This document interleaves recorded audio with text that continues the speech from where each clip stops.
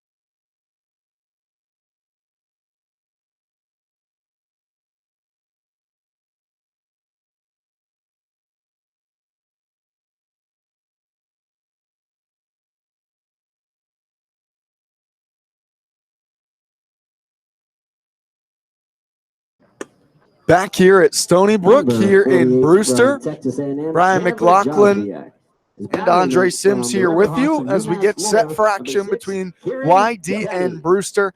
Andre, as I was saying before, the national anthem started up here at Stony Brook. These two teams met yesterday. It was tightly contested for much of it. YD clawed their way back into the game, but then it was a 3-run bases clearing double that in the end separated things for Marcos Castanen, the third baseman for Brewster. He's at the hot corner again today, and Brewster comes away with the win YD looking to split the series essentially here in these 2 weekend games as we get set for action here on this Sunday evening. Yeah, I mean, when you look at that game, it really was close for the vast majority of it, save for that one swing of the bat on the bases clearing triple. And they, even then, with that being said, YD still almost found a way to claw their way back. It was a double play in the ninth that ultimately stunted that momentum. But this is a team that early on in the season has been capable of getting that big hit in games at any point in the game. Didn't fall their way yesterday. We'll see if they can bounce back. Starting pitcher today for the Brewster Whitecaps is Chandler Joswalk. Joswalk out of Texas A&M. He's 0-1 for the Whitecaps this season from the left side, and he'll face Noah Campbell. First pitch to Campbell, skied on the infield, the right side. Ryan Bliss, the second baseman, calling for it, drifting towards the foul line, and he makes the catch off Campbell for the first out. Let's meet the remainder of the YD lineup. Austin Wells strides to the plate now, batting second. Andrew Eister set to bat third. Riley King is in the cleanup hole. Tate Samuelson at first base bats fifth. Brad Beasley bats sixth. Wyatt Young is at shortstop, batting seventh. RJ Yeager plays second base tonight, batting eighth. And Sam Hall will be in right field, rounding out the order for the Red Sox. First pitch on its way to Wells. He lines a pitch back up the middle for a base hit. Wells struggled yesterday, but first pitch he sees lined back up the middle, scooped up in center by Brett Auerbach for a base hit for Wells, and there's a man aboard with one down. The rest of the defense for the Whitecaps today, Chris Malfetta's in left, Auerbach is in center field, Tyler Gentry mans right field. As I said, Castanen down the third base line, Gage Workman up the middle at short, Ryan Bliss, who caught the first out, is at second, and Eric Foggo stands at first base holding on Wells. Kieran Devaney does the catching for Joswalk today. First pitch to Andrew Eister, a breaking ball that misses outside for ball one. Wells on first base, one down here in the top of the first.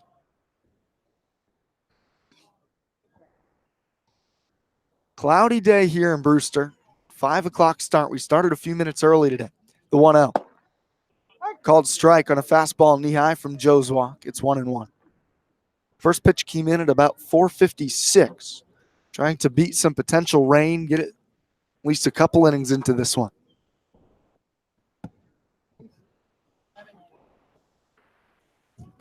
A ball and a strike to Eister. Joswalk sets on the mound. He deals. Swing and a miss. Eister out in front of an off speed. It's 1-2. Joswalk with just a 1.74 ERA and a couple of outings. Just over 10 innings pitched on the mound. He struck out 11, walked 5. Wells on first base with one down. Eister steps back into the box. A ball and 2 strikes to him.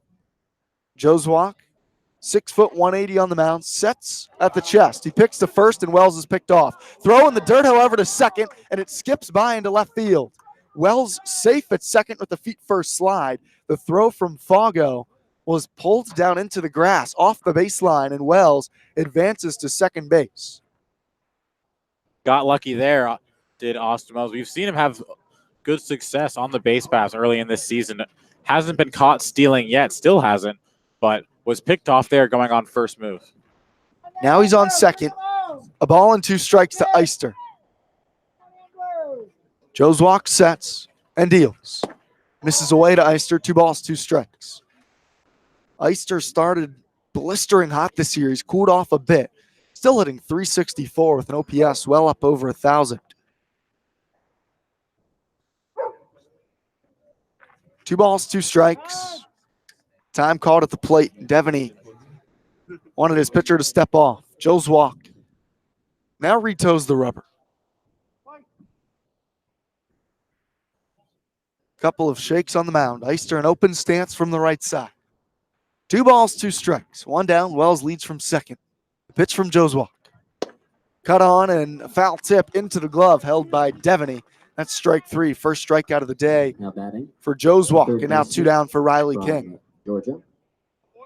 Number 4, Riley King. King, the third baseman from Georgia, has reached base in every game so far as a Red Sox. Hitting .333. Yesterday, 1 for 4 outing against Brewster. Wells, decent speed out on second. 2 down, top of the first. We're still scoreless. First pitch to King. Breaking ball down in the dirt, and it skips away from the catcher, Devaney, far enough to allow Wells to advance 90 feet up to third. Kicked off the chest protector of Devaney up the first base line, about 10 feet away. Wells got a good read. He moves up to third. Now he'll surely score if King can get a base hit.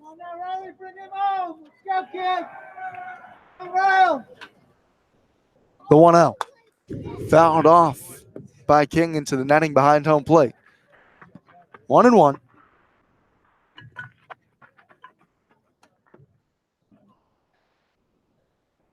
Brandon Dufault expected to start on the other side of things for the Red Sox. Here's the 1-1 to King.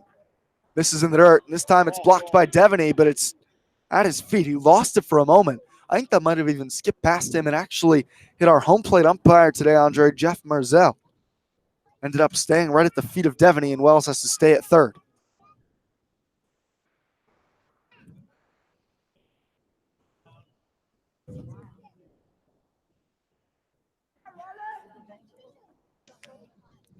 King steps back in. 2 balls and a strike. The wind from Joe's walk. Here's the pitch. Breaking ball again in the dirt. Again, this one's stuffed by Devaney right back at his feet. 3 balls and a strike to King.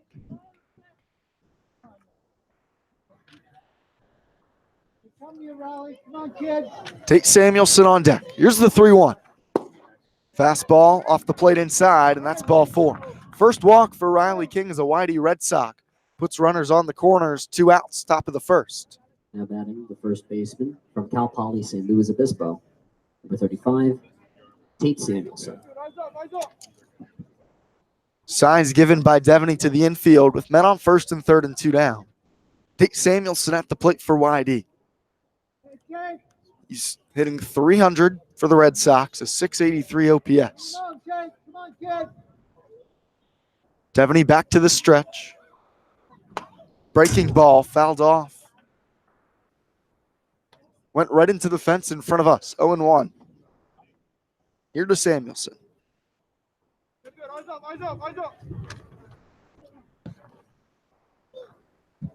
Top of the first inning, we're scoreless. Whitey threatening to jump out in front, however. Wells on third. King leads from first. Joe's walk sets. Check on first base, and King's back standing. Wells took a few threatening steps down the third base line, but doesn't try it. 0-1 to Samuelson.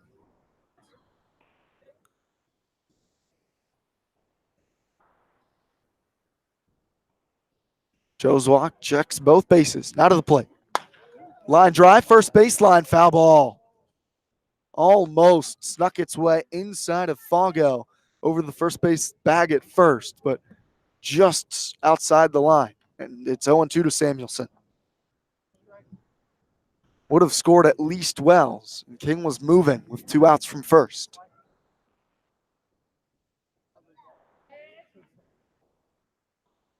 No balls, 2 strikes to Samuelson. Pitch from Joe's walk. Fastball misses up high. Samuelson holds his swing. A ball and 2 strikes.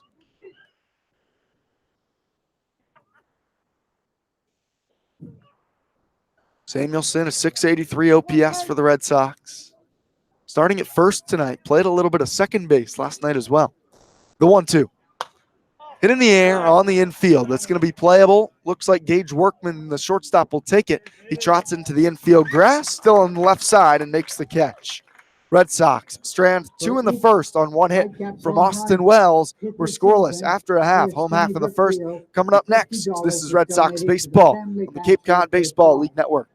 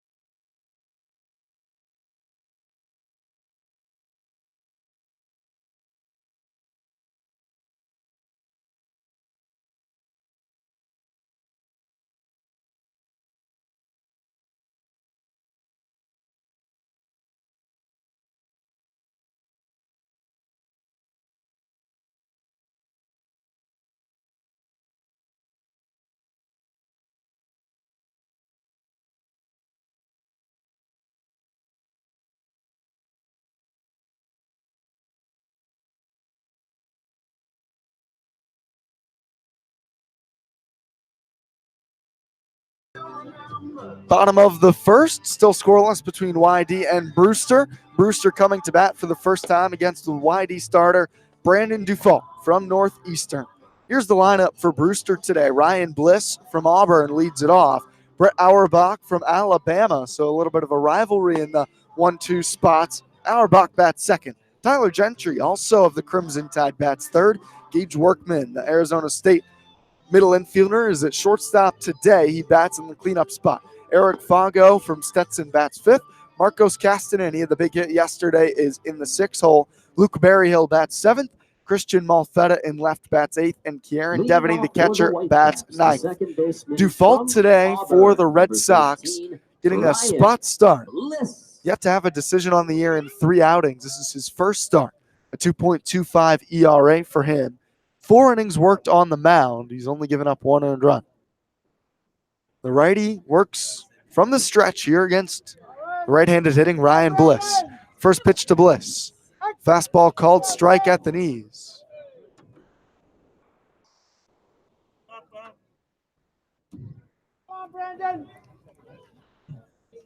Bliss hitting 273. He has a home run. It was a solo shot yesterday against YD.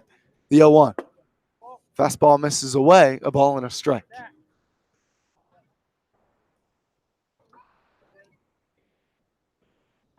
Clouds starting to settle in here above Stony Brook Field. The 1-1. Bliss chops it off home plate up the first base line. Dufault will field. He'll underhand quickly to Samuelson at first in time to get the speedy Bliss. Dufault to Samuelson for the first out now in the first inning. Rest of the defense for YD. Andrew Eister in left. Brad Beasley roams center field. And Sam Hall is in right. Riley King at the hot corner. Wyatt Young at short. RJ Yeager completes the double play duo. Tate Samuelson is at first. Austin Wells to do the catching today. The rest of the battery with Brandon Dufault. Brett Auerbach bats second out of Alabama for the Whitecaps. First pitch fastball misses outside. 1-0. Auerbach hitting 275. He has a home run this season for Brewster. Brewster in their home white uniforms, teal sleeves with the same teal white caps across the chest. Here's the 1-0. Sharply hit up the first baseline, foul ball. A ball and a strike to Auerbach. Red Sox, road red uniforms, blue numbers, white trim, white pants, and the white front panel caps for YD today. 0-0 bottom one. A ball and a strike to Brewster's number 2 hitter, Auerbach. The pitch. Fastball fouled back out of play. 1-2.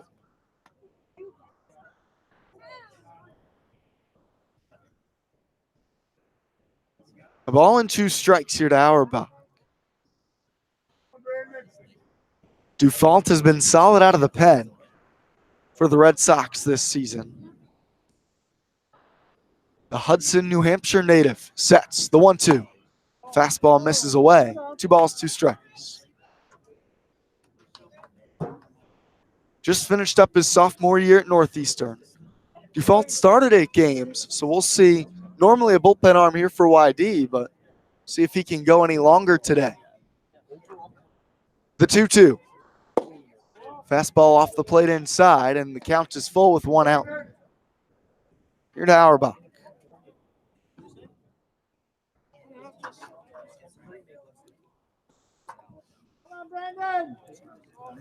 Couple of shakes of the head on the mound from Dufault. He sets at the chest with the bases clear. The payoff pitch, swing and a miss. Gets Auerbach on a pitch down in the zone, and 2 outs in the first for Dufault on the mound. Now batting the right fielder from Alabama, number 28, Tyler Gentry.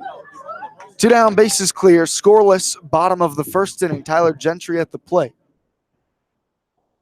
Gentry hitting just 182, the right fielder, also from Alabama. First pitch to the righty Gentry. Fastball called strike, thigh high. 0-1. Dufault struggled with command at times this season for Northeastern. Not exactly a big strikeout guy. The 0-1. Off speed, swing and a miss from Gentry. And Dufault quickly out in front, 0-2. Put him away, Brandon! Come on, Brad! Dufault had a 5.40 ERA this year at Northeastern. Now the 0-2. Fastball misses away, a ball and 2 strikes. Just off the outer edge. I think Wells might have set up inside, but missed away.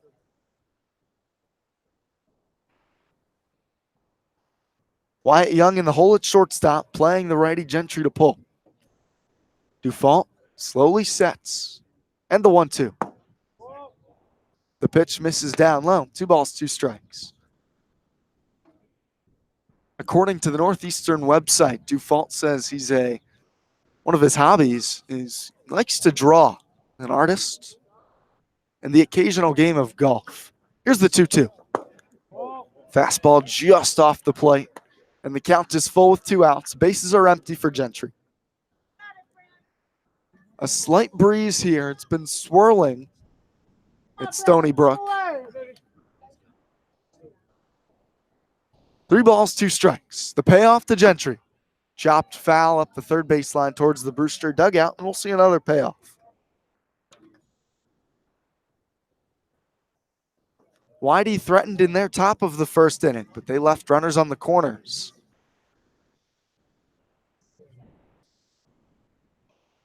Dufault gets a new baseball, sets. Still 3-2 to Gentry. The pitch. Line drive, right field. Sam Hall over towards the corner. He's racing back. It's going to get down and get to the wall. Hall watches it bounce over the wall into the right field corner, and Gentry cruises into second. A book rule double as it hopped out of play. Actually, a ground rule double after it bounced right along the line. There's no fence in foul territory here in Brewster. So Gentry cruises into second with the double to the opposite field. It's an impressive swing of the bat there with 2 strikes to go the other way. Went with the outside fastball, took it all the way into the corner. Even with Sam Hall's speed, he had no chance of getting to that baseball.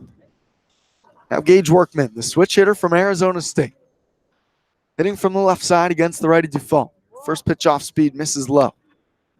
Workman primarily plays third base for the Sun Devils with Aliko Williams, the starter at shortstop. Williams with the Bourne Braves this summer until he's now with Team USA.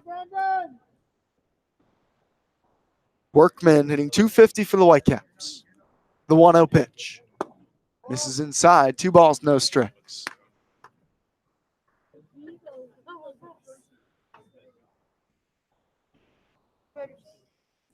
Workman, 6'4", 205. Profiles likely at either short or third moving forward. Dufault. A couple of looks to second. Young, pick off behind the runner, and the throw goes into center field. But no advancement from Gentry. He went back with the headfirst slide. Young at just 5'7", didn't get a great leap on the high throw from Dufault. Brad Beasley backing up the play in center, however, was able to get it on a couple of hops and holds Gentry there.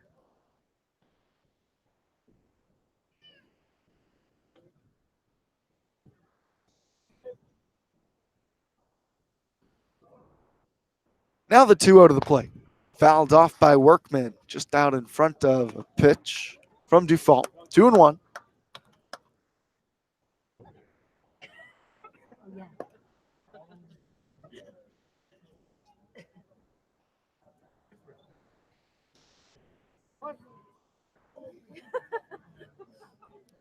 Man on second, bottom of the first inning. Scoreless here between Whitey and Brewster. 2 balls and a strike to Workman.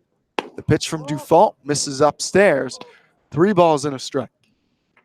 Dufault, after a quick couple of first outs here in the first frame, was up 0-2 on Gentry, but couldn't retire him. An eventual double, and now falls down in the count 3-1 to Gage Workman.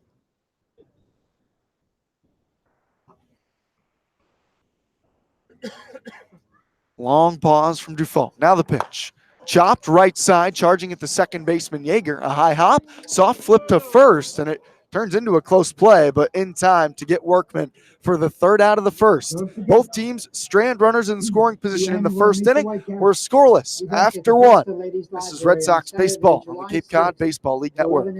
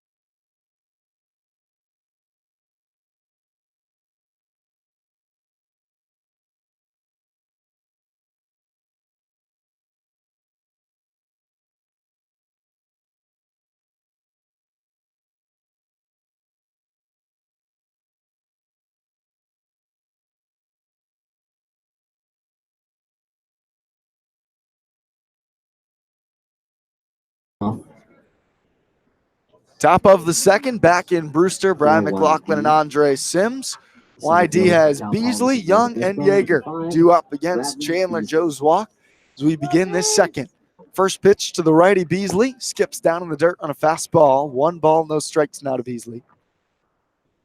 Clouds continuing to roll in here in a summer with so many weather-related issues. We've had a good last couple of days, but impending rain here in Brewster. Scoreless top of the second. The 1-0 to Beasley. Line drive to the right field line. Foul ball. In off the fists of Beasley. A ball and a strike.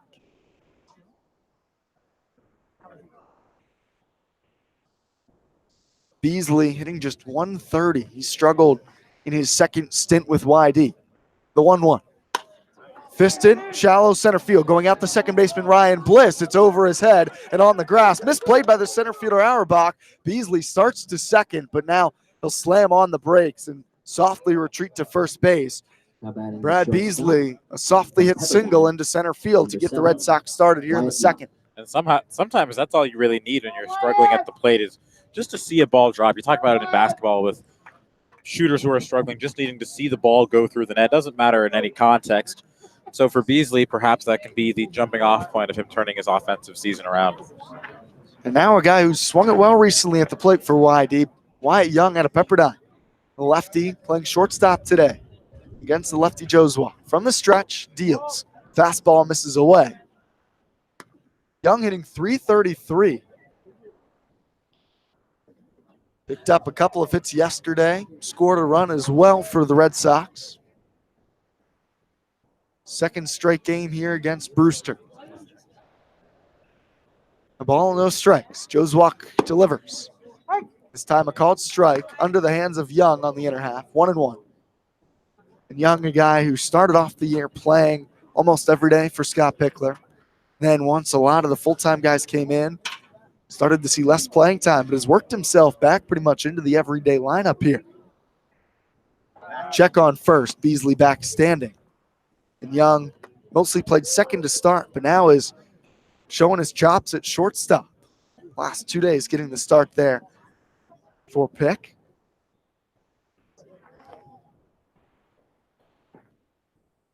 One and one.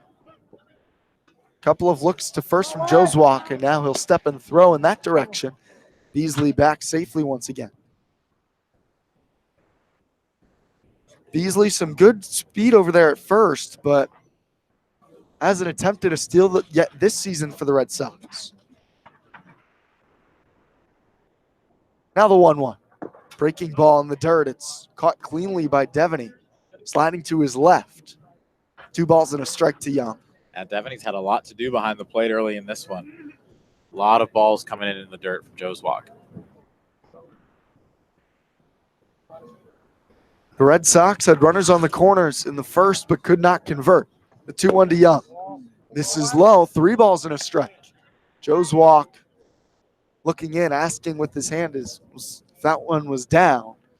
Got a nod from home plate umpire Jeffrey Merzel. 3-1 to Young. Beasley on first. Nobody out here in the top of the second. The pitch. Ground ball right side. It's going to go through the infield into right. Back-to-back soft singles from Beasley and now Young, and the Red Sox in business in the second. Runners on first and second with nobody down for R.J. Yeager. From Mercer, number 17, R.J. Yeager. Yeager has struggled for the Red Sox in the lineup. Seeing some time at second base today. Just had 1 hit, 14 at-bats. The big right-handed hitting middle infielder in the 8th spot. Sam Hall on deck for YD. Joe's Walk, the first pitch to Yeager. Down in the dirt, skips through Devaney, and both men will advance. Right through the 5-hole of Devaney. He got a piece of it, slowed it down, only went a few feet behind him, but Beasley and Young both able to move into scoring position. Nobody out in the top of the second. Bottom of the order has something cooking in the second for the Red Sox.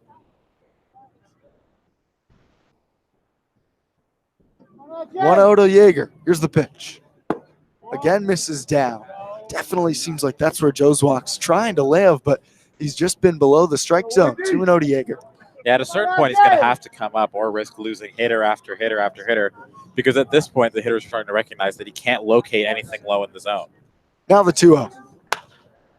Popped up on the infield, first base side, near the boundary at the Red Sox dugout, and it's out of play. Ricocheted off the top of the Sox dugout, causing some commotion over near our direction. 2 balls and a strike now to Jaeger.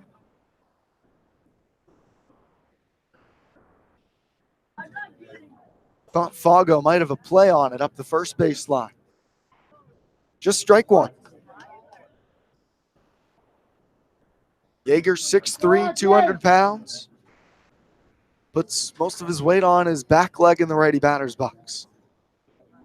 The 2-1 pitch. Grounded up the middle at the shortstop Workman. He gloves, throws to first to get Jaeger. Beasley trots home from third. Young moves up to third base, and the Red Sox are on the board first. It's an RBI ground out for R.J. Jaeger for the first out in the second. Clemson, number 12, Joseph Hall.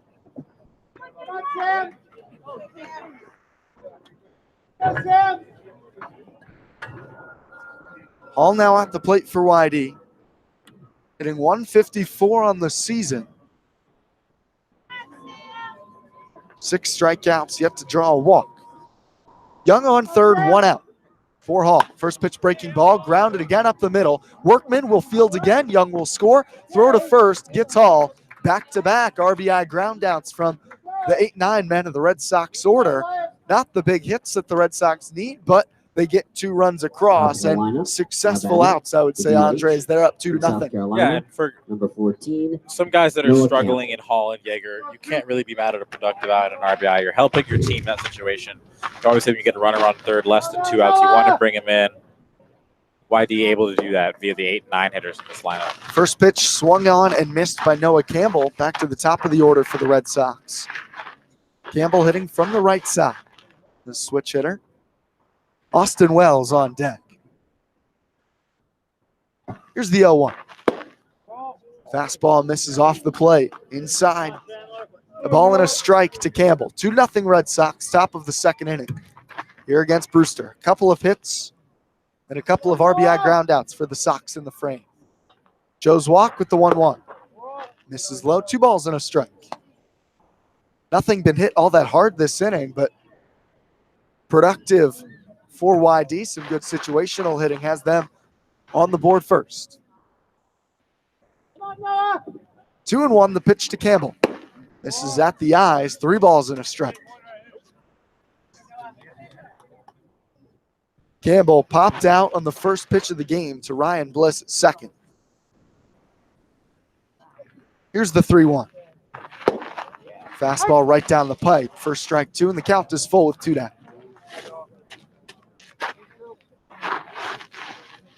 Oh, no. 3 balls, 2 strikes, 2 outs. Base is empty for YD. Campbell stares out at the mound. Joe's walk, kicks and deals. Campbell grounds it right at Pickler, foul down the third baseline. He dipsy-doos out of the way, and the count remains full.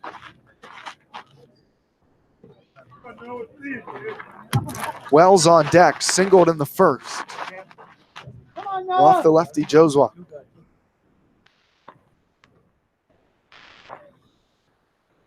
Here's another 3-2 pitch. Misses high and away, ball 4, and Campbell extends the second inning for YD. That will bring up Austin Wells with 2 outs for the Red Sox. now batting, the catcher from Arizona, number 16, Austin Wells. Wells standing right in front of our crowd mic in the on-deck circle. Dropped his catcher's gear right in front of that mic. That kind of hurt. That was loud. I was not prepared for that right in the headphones. Might have to move that crowd mic before he comes up in the order again. Definitely going to have to move that crowd mic. First pitch to Wells. Breaking ball misses upstairs, 1-0. Nobody else in the Red Sox order stands particularly close to where that is. Wells prefers to stand as close to behind home plate as possible, I think. So he moves pretty far down this first baseline. In comparison, Andrew Eister now on deck, set up about 10 feet farther up the line. The 1-0. Misses in the dirt. Wells checks his swing. It's blocked by Devaney to hold Campbell at first. 2-0 to Wells.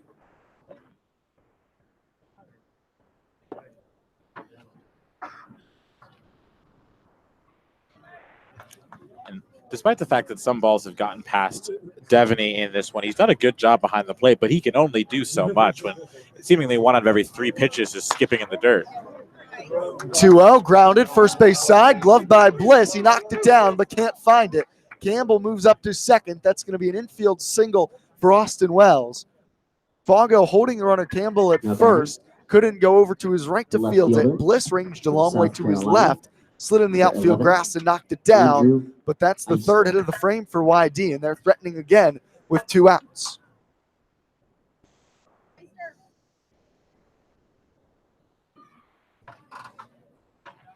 Two outs, 2 on for Andrew Eister. Eister struck out swinging against Joe's walk in the first. Batting now on the top of the second. Already 2 runs across for YD. The first pitch. Fastball, a called strike, knee high to Eister, 0-1.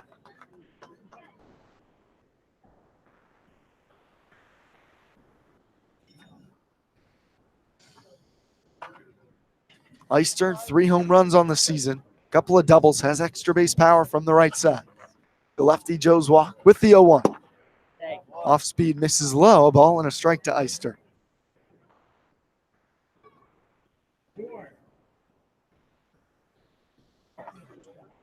Some soft wind blowing left to right across the outfield now. Joe's walk looks to second, now brings the 1-1. Eister drills it in the air, deep to left field. Molfetta spinning around. He's there in front of the warning track, and he makes the catch.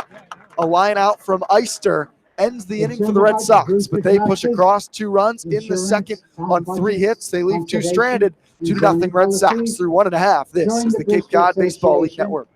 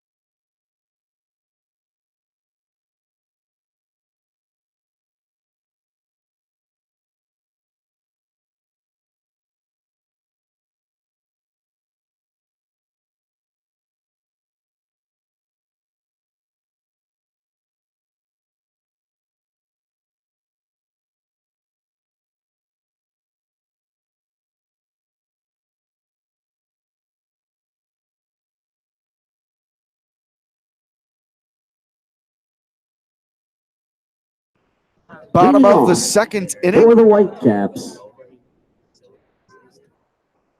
First baseman from Stetson, 2-0. YD Eric leads Fago. the Brewster Whitecaps. Eric Fago to lead off against Brandon Dufault. First pitch fouled back from Fago, and it's quickly 0-1.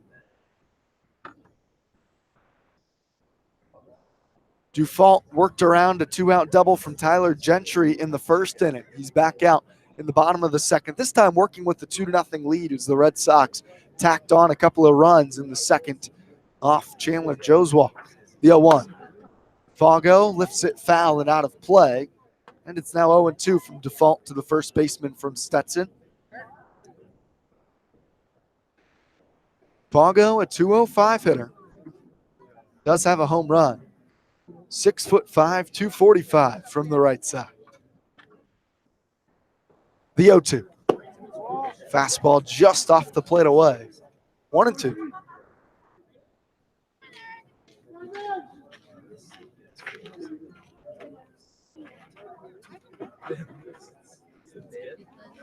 Dufault with the 1-2.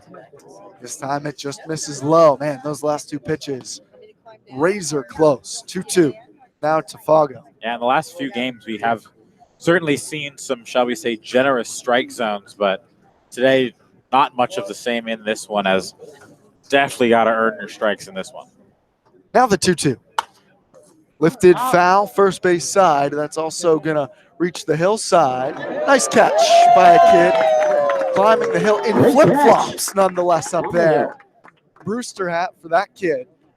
Still 2-2 to Fago. Catch of the day so far. We haven't seen any major defensive moments. Did a lot better than our intern co-workers did at Harwich the other day.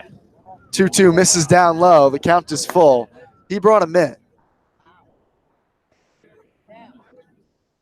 Our friends did not have any mitts in that one, which was made clear by TJ. Quick to throw out the excuses. 2-0 YD, the 3-2. Driven, foul, down the right field line. This one was barreled up by Fago. It's out of play. We'll see another 3-2 offering from Dufault. That catch is impressive from that kid, battling the hill and flip-flops. A lot more obstacles than simply not having a mitt.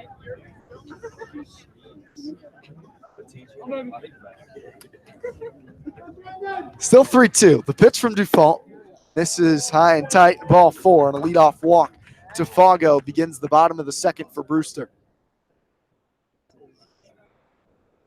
Next up, the third baseman from UC Nobody Santa down. Barbara, Marcus number Castanon. 31, Marcos Castanon. Castanon delivered the big knock yesterday against these Red Sox.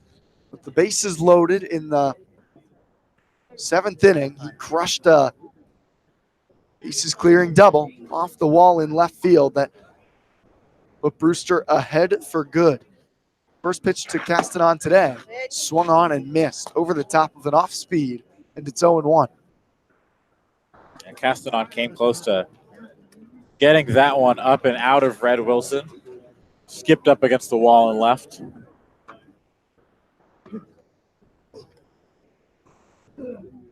Dufault sets. Here's the 0-1. Inside, and it catches Castanon.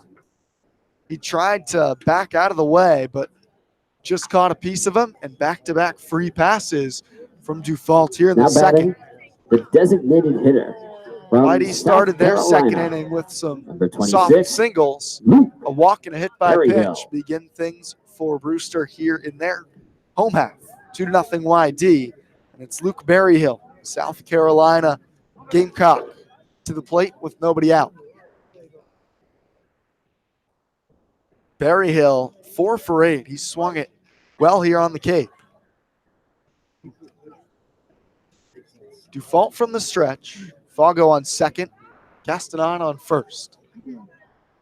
Both corner infielders up for YD. First pitch to Berryhill. Misses low. He doesn't square to bunt. 1-0. Samuelson playing as if he would expect a bunt. On the grass at first. Now he's going to back up off the cutout into the dirt. Double play depth up the middle. 1-0 to Berryhill. Long pause from Dufault. Here's the pitch. Fisted foul off the netting above our heads. 1-1. Berryhill bats from a really deep crouch. Chokes up a bit from the right side.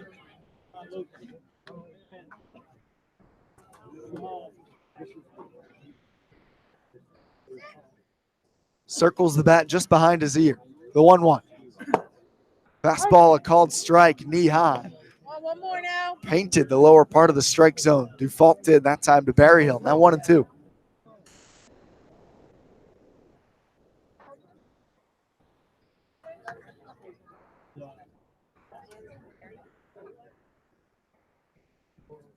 Men on first and second, nobody down.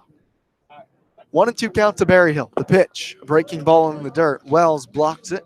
2-2.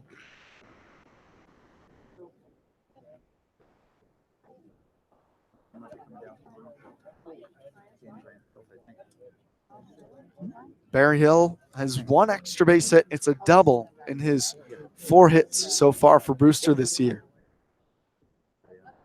Dufault sets again. Check on first. Back with a head first slide is Castanen. Samuelson trying to creep in behind him. Perhaps stealing out with the pickoff.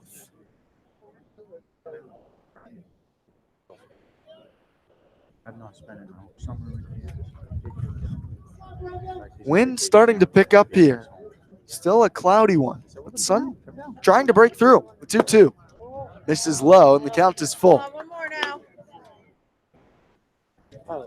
Back-to-back free passes from Dufault has begun this inning, and now a 3-ball count to Luke Berryhill.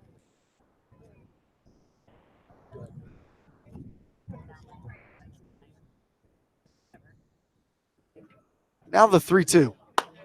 Fisted foul. Deep at bats from this entire Brewster team to begin the second inning. 2-0. Red Sox lead the Whitecaps, making Dufault work here in the second.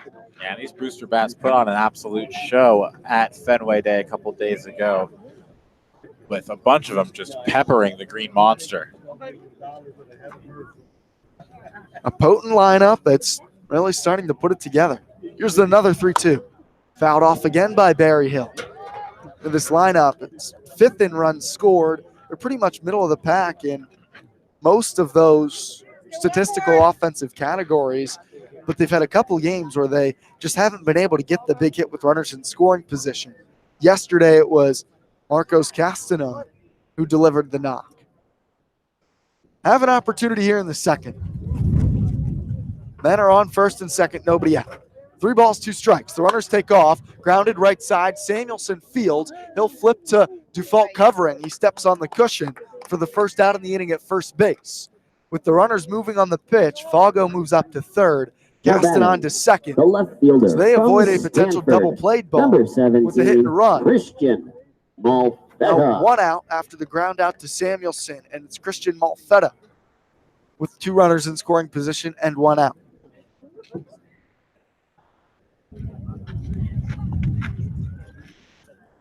Pick's going to head out to the mound now, perhaps to relieve Brandon Dufault. Dufault, not a guy who generally works long outings. Hasn't gone any farther than an inning and 2/3 this season.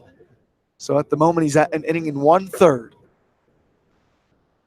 See if Pick elects to make a pitching change early. Men on second and third with 1 out in the second inning. Dufault was not the expected starter today.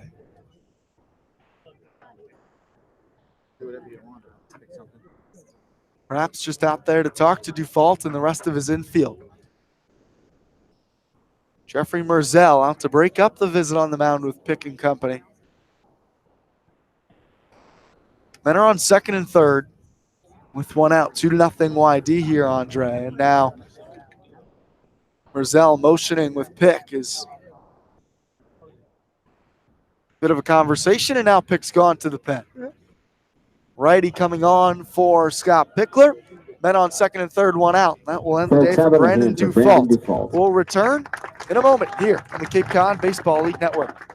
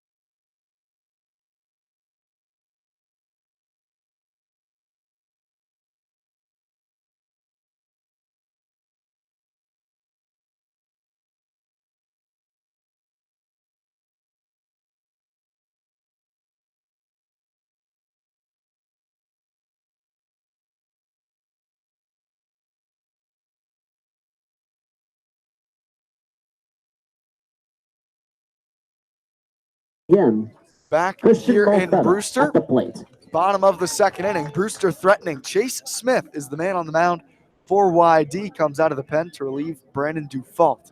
Smith, the closer from Pittsburgh. Side armor for YD. Comes in a high leverage situation. His team leading by 2. Men on second and third with 1 out. And Christian Malfetta at the plate. Malfetta, first at bat today, is 3 for 4 with a home run so far for Brewster this year. First pitch slider misses outside to the righty Malfetta. There is a base open here. So Smith has a little bit of leeway. The 9-man on deck is the catcher, Kieran Devaney.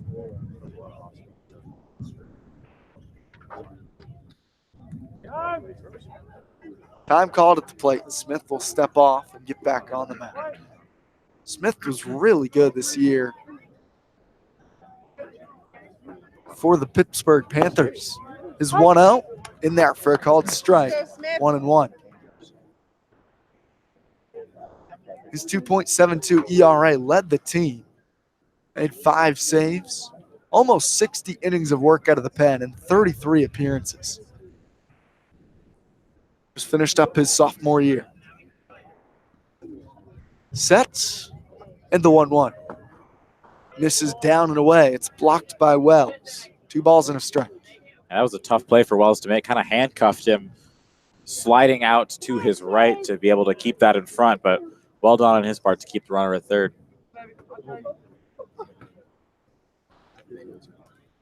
Two men in scoring position, 1 out for the Whitecaps. 2-1 count to Malfetta. The pitch. Fastball low. 3 balls and a strike. How does Smith approach this here, Andre, with a base open and a 3-ball count? Well, with a guy that is as locked in as Malfetta has been to begin his Cape League campaign, you don't want to just leave one, whether it's a breaking ball or a fastball. So you try to get him to chase. If he doesn't, you got a base to play with. The 3-1 popped up on the infield. Smith towards the first baseline, and he'll make the catch. Or you jam him and get him to pop up harmlessly on the infield. That works too. Some soft contact, barely popped up the from catcher Malfetta, from UMass and there's Lowell, 2 outs. So Riverhawks, Smith does his job number with the 6, first man. We have a 9-man in the Devaney. order, Kieran Devaney. Still on second and third is Castanon on second. Fago 90 feet away from crossing the plate at third. It's 2-0 Red Sox. Bottom of the second inning. Smith sets. First pitch to Devaney. A slider that just misses inside to the righty from UMass Lowell. Devaney 3 for 10, a couple of walks, 5 strikeouts for the Whitecaps. 1-0 count. Smith from the stretch sets the belt. The 1-0. Foul tip back off the umpire, off the shin guard, I believe, of Jeffrey Merzel. It's 1-1.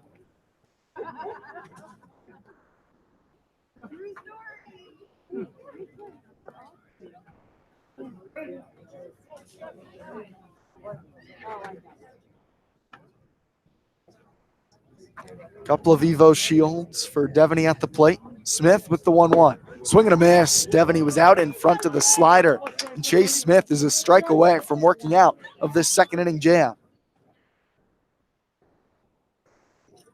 Devaney chokes up on the bat, down in the count 1-2. Couple of taps to the black-barreled bat off his cleat. Points it out at the mound, now brings it to his shoulder. A slight crouch from the right side. Smith, a deep breath. The 1-2. Swing and a miss. Chase Smith comes in, gets a pop out and a strikeout to leave 2 stranded for the Whitecaps in the second. 2-0. YD through 2 after Bryce Brewster leaves 2 men aboard. The Brewster Association Back for the top of the third. This is the Cape Cod provides Baseball League members Network. with generous discounts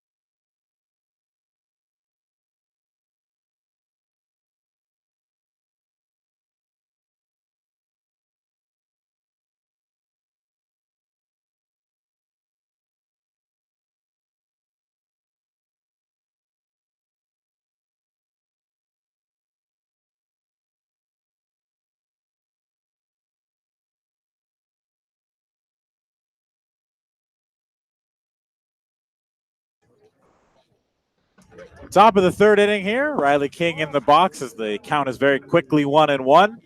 2-0 our score here from Brewster, Massachusetts. Stony Brook Field is our location today. Brewster and YD facing off for the second time in as many days.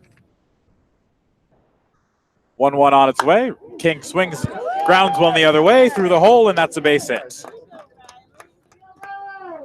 So Riley King continues his hot start.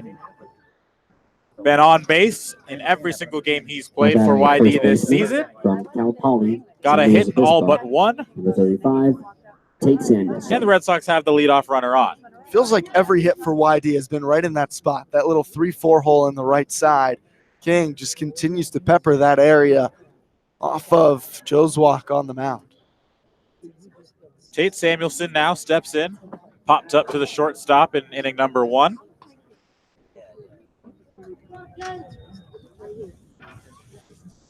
We are bracing for the rain here in Brewster. We felt a couple drops, but it appears to be subsiding here momentarily. The 0-1 pitch is downstairs for a ball, 1-1. Samuelson entered the day hitting 300.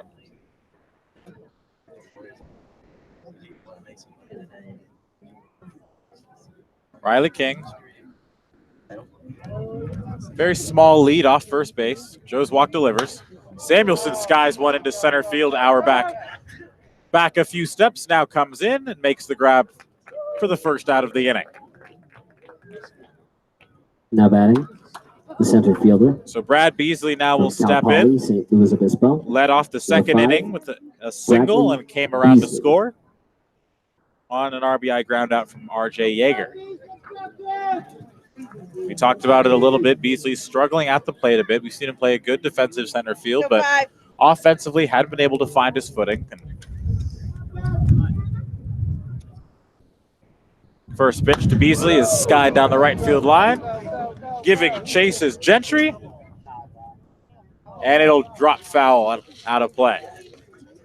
Gentry almost able to run it down. It looked like towards that corner, but it fell just foul and out of play. Beasley would have had extra bases if it had fallen fair. Potentially would have scored King, who got a great jump off the ball. But it dropped foul, and the count is simply 0-1 to Beasley. Beasley batting from the right side, gets his sign from Scott Pickler in the third base coaching box, taps the plate a couple times and is ready. Joswick from the stretch. That one skied into right center field. Auerbach coming over. Gentry calls him off, and he'll make the grab for the second out.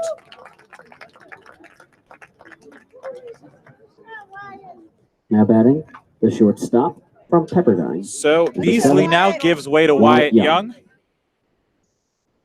He singled and also scored a run coming home on Sam Hall's RBI ground out in the second, for the second of YD's 2 runs in this one. Rain appears to have subsided here momentarily after a brief sprinkle. First pitch to Young is cut on and missed. He pulled his head, and it's 0-1.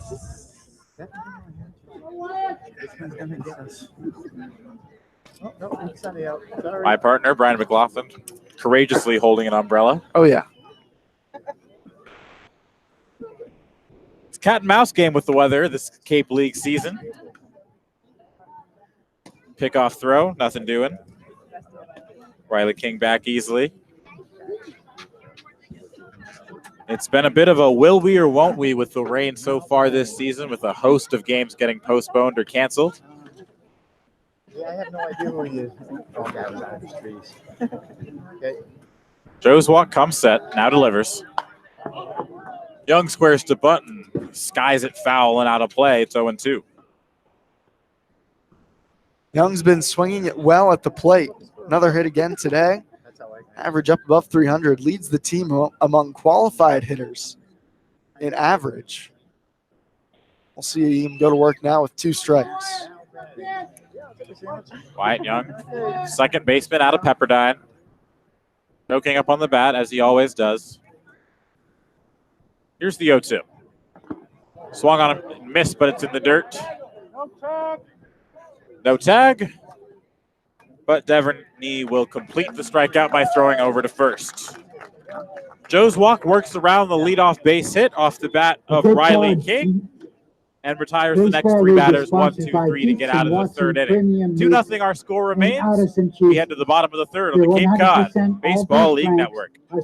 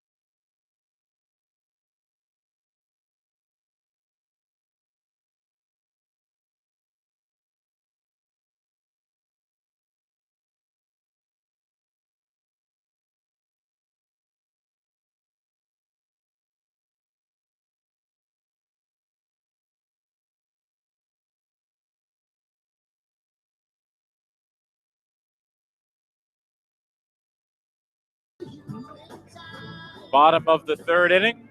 YD leads 2-0. Here from Stony Brook Field. Leading off for the Whitecaps, the second baseman It'll be the from top of the order Auburn, number for 13, Brewster in the home half of Ryan the third. Bliss. Ryan Bliss leads things off. Bliss hit a solo shot in the reverse fixture between these two teams yesterday, as he skies one into the left center field gap, and that's going to go all the way to the wall. It's fielded on a hop. Bliss is going for 3. The throw from Young is not in time. Sliding triple, Ryan Bliss. It was an absolute rocket into the left center field gap, and Bliss with great speed never stopped running. Beasley played it well. The relay throw from Young was just not quite in time, and he was in with the headlong dive. Yeah, all the way, Now batting splitting the the gap center into left fielder center. As you said, from good speed. Alabama, Took Beasley a Crimson minute to Tide, dig it out number from the wall. 29, And all of a Brett sudden, in business, Auerbach. Smith had to work out of a jam in the second, and he worked himself into one already in the third. The Brett Auerbach steps in, batting from the right-hand side with an RBI opportunity as Bliss waits 90 feet away. First pitch from the sidearm of Bliss from Smith is outside, and it's 1-0.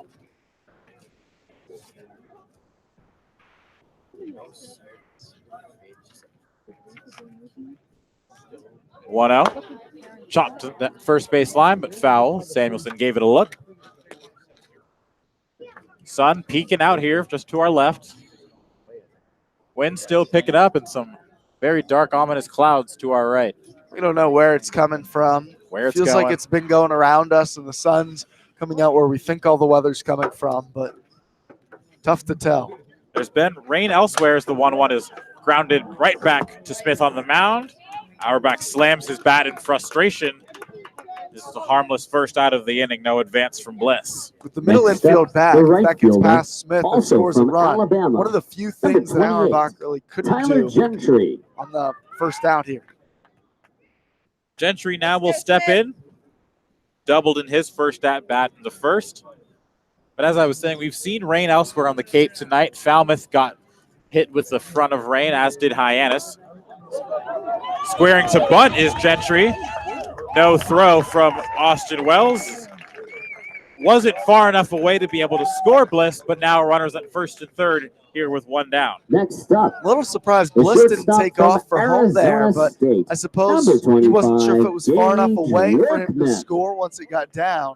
But it was placed perfectly because Wells had to, once he picked it up, still check Bliss at first base before attempting a throw to first. So Gentry able to reach. That does, however, set up the double play for Chase Smith if he can roll a pair here with Gage Workman, the ASU shortstop, at the plate. Batting from the left side. First pitch. Off-speed pitch wide for a ball, 1-0. Smith really has good ground ball stuff on the mound. That sinker especially is a pitch hard to get elevated up in the air. Bliss on third, Gentry on first. As the 1-0 is in there for a called strike, 1-1. Workman Grounded out to R.J. Yeager at second base in his first at-bat. Yeager and Young at double play depth. Riley King at third in normal depth. Samuelson holds on Gentry at first. That one's laced on the ground, picked by King at short. Over to first, and that's a double play. An impressive pick from Wyatt Young at shortstop. And it was hit so hard, he was able to quickly get it over to Yeager, and an easy turn to Samuelson on the back end. And Chase Smith works around the leadoff triple to get out of the inning unscathed. We head to the fourth. You're listening to Red Sox Baseball on the Cape Cod Baseball League Network.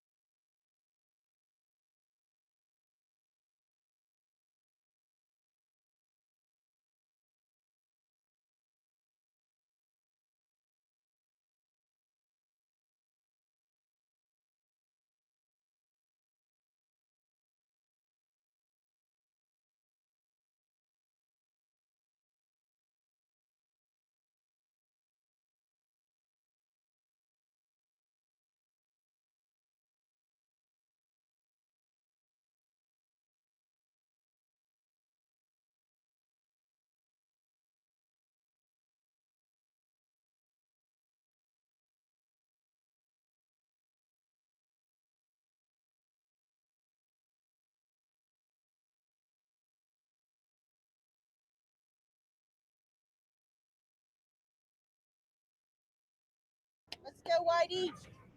Top of the fourth inning. Second baseman for Mercer, number 17. It'll be RJ 8, 9, and Yeager. 1 for YD. RJ Yeager steps in. Was on the back end of the impressive double play to get them out of some big-time trouble in the bottom of the third.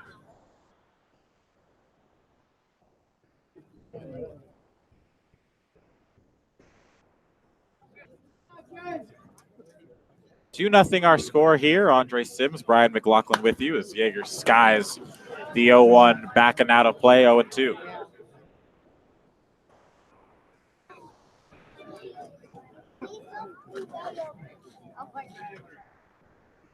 Straighten it out. Yeager quickly in the hole, 0-2. Joe's walk fires a fastball high and wide, 1-2.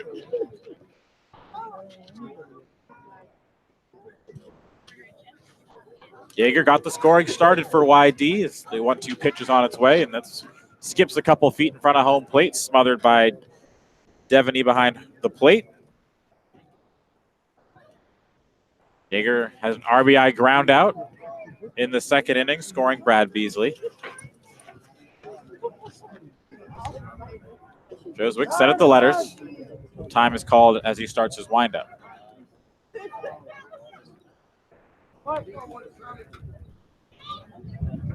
2-2. Checked swing, the appeal. Yeager held up. And the count runs full. RJ Yeager playing second base tonight, and it's also played short and third. The 3-2 pitch is over the inside corner. A paint job from Joe's walk, and that's the first out of the inning as Yeager goes down looking. Now batting the right fielder. Back-to-back strikeouts from number 12. Joe's walk Joseph on Paul. the mound. Scattered a couple of Whitey hits throughout this one. They have 5 knocks, but just a couple of runs. It was the bottom of the order that got things done for Whitey the last time, but so far he's shut him down so far.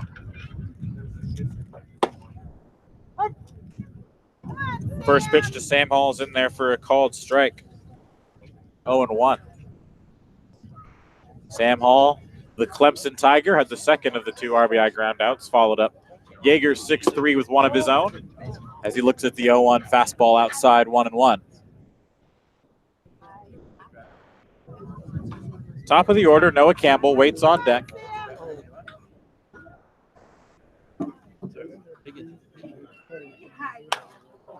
Hall skies one that's going to just eke over the fence behind home plate. All the kids will give chase.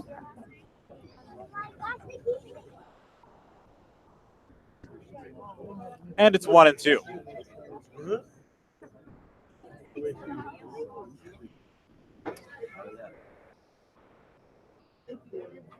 Sam Hall at 154 on the year. Yet to draw walks. And that one smoked into left center field. Auerbach on his way back, and he'll field it going to his right. And that's the second out of the inning. Hit pretty well by Hall, just on a line to Auerbach there in center. One of the best swings I think we've seen DH from Hall from so South far. Carolina, number 14. Noah Just Campbell. Right at him in center. Campbell. Yeah. Found a glove out there in center field. Noah Campbell now steps in. Should he reach, Austin Wells waits on deck. First pitch is a fastball pumped in at the letters, but it's outside 1-0.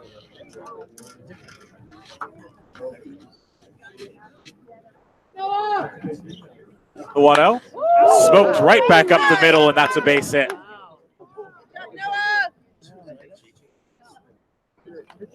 So Campbell with a hard hit single. Right back where it came from. Austin Wells will toss the shin guards to the side. Number 16. And step into the batter's box. Wells. And he swung it well today. A couple hits already. Him and Campbell at the top have been on. Campbell now, he's been on 2 of his 3 times. Wells looking to add a third in 4 innings already to the plate.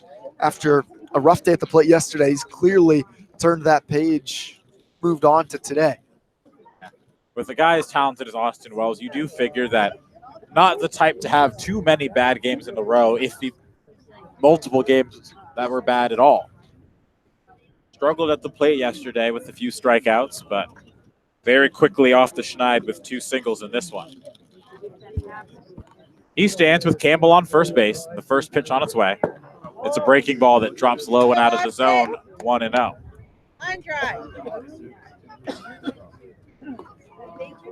Wells still pacing the Red Sox and the Cape League in home runs with 4. Batting from the left side, the 1-0 swung on and missed, and it's 1-1. Nick Gonzalez passed him in RBIs, though, yesterday. The Kituitt Cavalier having a monster last couple days. 8 for his last 10. He is so good. He had a great game against YD earlier in the season, the New Mexico State product. Quick pickoff throw to Campbell. He's back easily. That is the best thing about this Cape Cod Baseball League. Someone from a more top-tier program like the University of Arizona going toe-to-toe and league leading RBIs with a guy from New Mexico State. Campbell runs. Wells smokes it into right field. Campbell, seeing the play all the way, will go first to third. The throw comes into second. And the Red Sox are in business with 2 outs. That ball was smoked. Wells just the other way. A loud bit of contact. Just didn't get any air under it, or that ball is extra bases. Campbell, as you said, moving on the play. Huge jump, was able to easily move up to third. So Austin Wells with 3 at-bats, 3 hits, 3 singles, as the average will climb.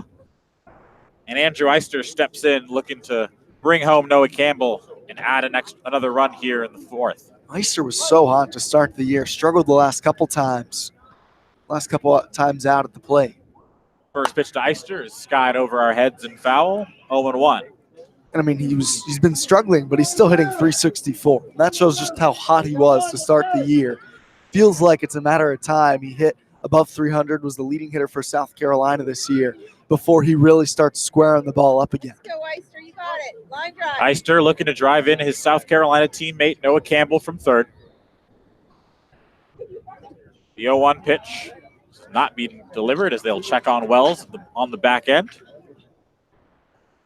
Wells not blinding speed, but a perfect 4 for 4 on stolen base attempts this season for YD. You got to figure with a guy like Eister at the plate and a runner on third and 2 outs, you're not going to want to run into that third out. Another check. Wells will shuffle back. Should Eister reach, Riley King waits on deck. He's been on base twice in his own right.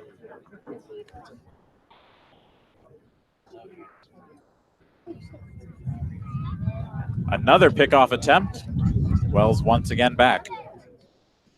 Joswalk paying a lot of attention to Wells on first base. And in the last couple minutes, none to Eister. Set at the letters, now will deliver. Breaking ball, Eister was on it and he fouls it straight back. Joswalk got away with one as that one was hung. Come on, Andrew. Count now is 0-2, 2 down in the inning. Campbell on third, Austin Wells on first. Infield playing Eister straight away. Joswalk shakes off a sign, shakes off 2, 3, and now will step off. Interesting, he's up 0-2 here. Eister has shown he can crush a fastball. We'll see if there's any off speed. With a speedy guy like Campbell on third, you worry about a ball in the dirt getting away just a little bit for Campbell to try to score. The 0-2. Wells was running on the pitch. Eister fouls it straight back. It was a fastball.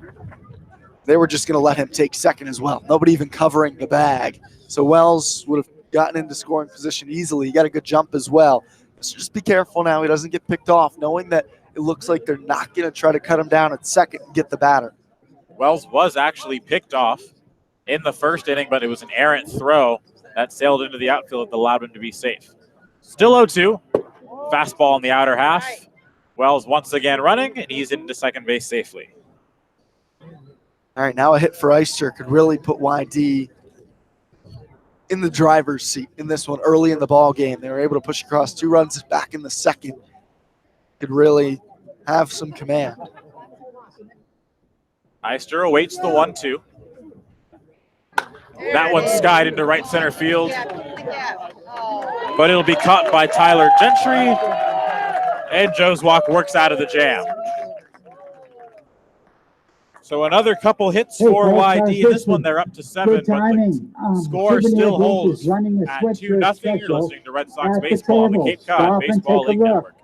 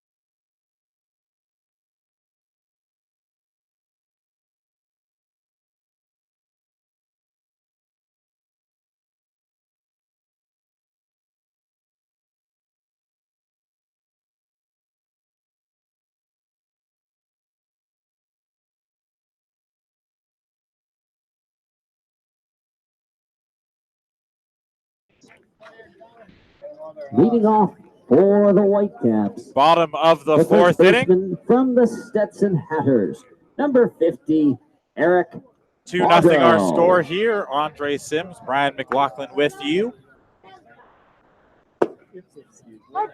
First pitch is a called strike to Eric Fago, and it's 0-1.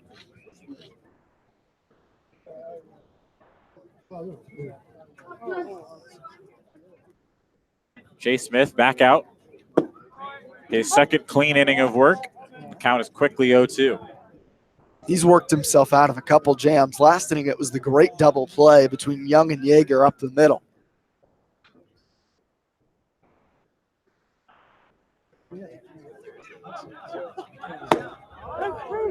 One, two, three. Good morning, good afternoon, good night. Chase Smith retires Fargo for the first out of the inning. That's just a great pitch, right on the outside Next up, edge. the third Surprised baseman Fongo didn't at least try to foul it from off. California, Santa Barbara. Must have thought it was Number off the 31, plate. It goes Marcos down. Castanon. So Castanon now will step in. Was hit by a pitch in the second inning. First pitch is an off-speed pitch that just dips out of the zone 1-0.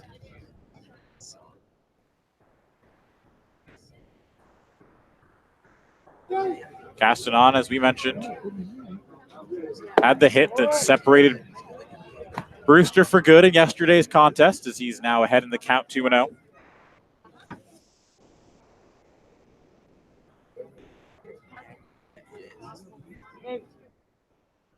Entered the day at 194.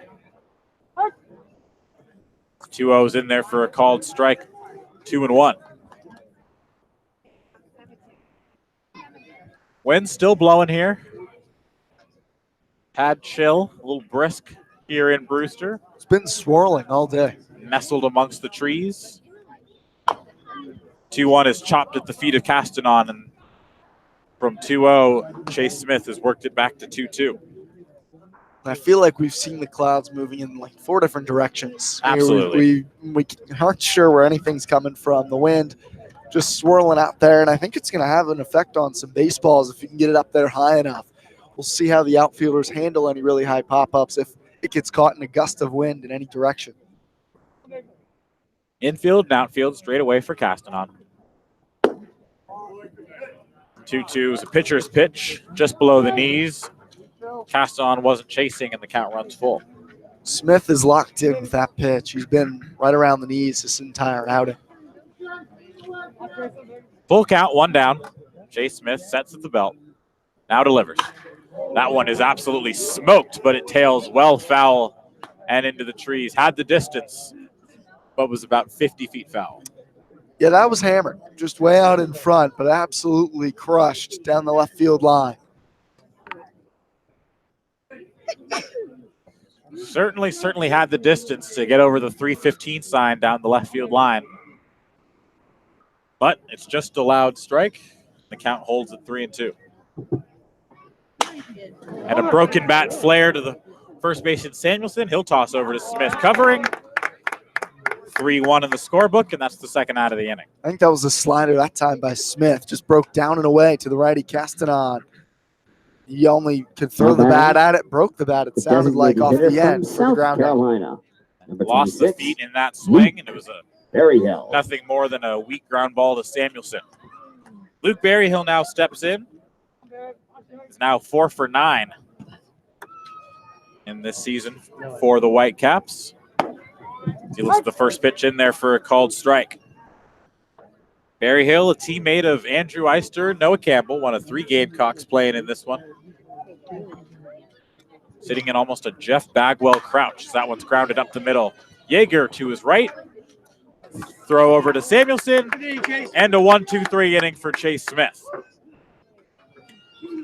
In the mark. Chase Smith working well out of the bullpen for Scott Pickler. The score remains 2-0. We head to the 5th. You're listening to Red Sox Baseball on the Cape Cod Baseball League Network.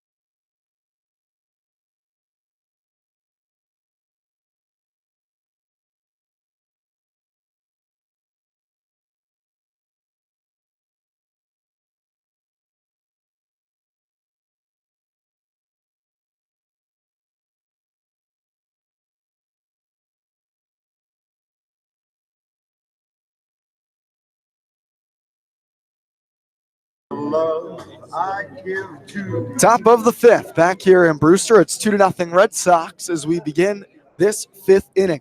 Still Chandler Joswalk on the mound for the Whitecaps. He'll face King, Samuelson, and Beasley as we begin this fifth inning. Red Sox scored their only 2 runs off Joswalk in the second inning. They manufactured the runs on a couple of singles, a couple of ground balls as well in the frame. First pitch to King, a big breaking ball, falls into the strike zone, 0-1.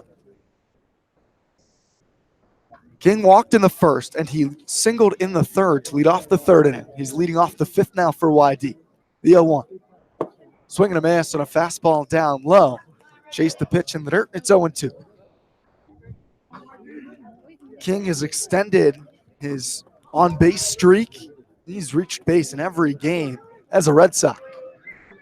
No balls, 2 strikes to him here. The pitch. It misses down in the dirt. Ball 1. 1-2. King, 6 foot, 195. Just finished up his third year at Georgia. It was his redshirt sophomore year. The 1-2. Misses down and in. 2 balls, 2 strikes. King redshirted as a true freshman. Then as a redshirt freshman, did not see the starting lineup. Barely played as a Bulldog. Then this year was able to work himself into the lineup as the everyday third baseman for the Bulldogs. And hit just below 300. A great year. We'll take the 2-2 high and away, and King's worked it full. Not the most highly touted player out of high school, but King now finds himself on Cape Cod entering his redshirt junior campaign. The 3-2 from Joswalk. King rips it third baseline, backhanded by Castanon, throws across the diamond to first to get Riley King. Strong backhanded stop and throw from Castanon for the first out here in the fifth, and that brings up Tate Samuelson with 1 down. The first baseman from Cal Poly, St. Louis Obispo. Number 35, Tate Samuelson. Samuelson, a couple at-bats today. He's flown out to shortstop and Workman in the first. Auerbach in center in the third. Batting now with 1 down in the fifth. Pops the first pitch up high and out of play. Strike 1 to Samuelson. Entered the day hitting 300. Has started to heat up a bit for YD these last couple times out. The 0-1. Breaking ball out in front. He hooks it fouled on the third base line. And quickly, Joswalk out in front, 0-2.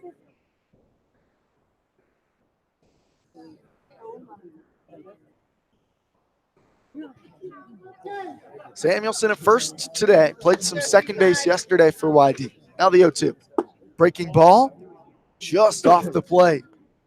Bunt, Samuelson might have taken strike 3, but Joswalk doesn't get the call. Samuelson reached base twice yesterday in a 1-for-3 day. 2-0 Red Sox, top of the fifth. The 1-2. This time just off the plate outside, in and out of the glove of Devaney, all the way to the backstop. Looked like another borderline pitch down and away to Samuelson, but Devaney couldn't squeeze it. Samuelson windmills the bat twice. Now he brings it to the shoulder. The 2-2. Breaking ball just off the plate away. Another borderline pitch. 3 straight times Joswalk thought he had set down Samuelson, but Samuelson watches the count full. Bases are clear, 1 down, top 5. Brad Beasley on deck. The 3-2. Fastball swing and a foul tip off the mid of Devaney into the screen. We'll see another 3-2 from Joswalk.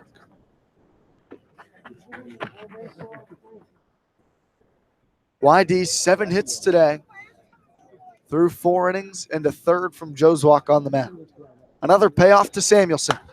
He'll sky it first base side out of play up near the elementary school resting behind us.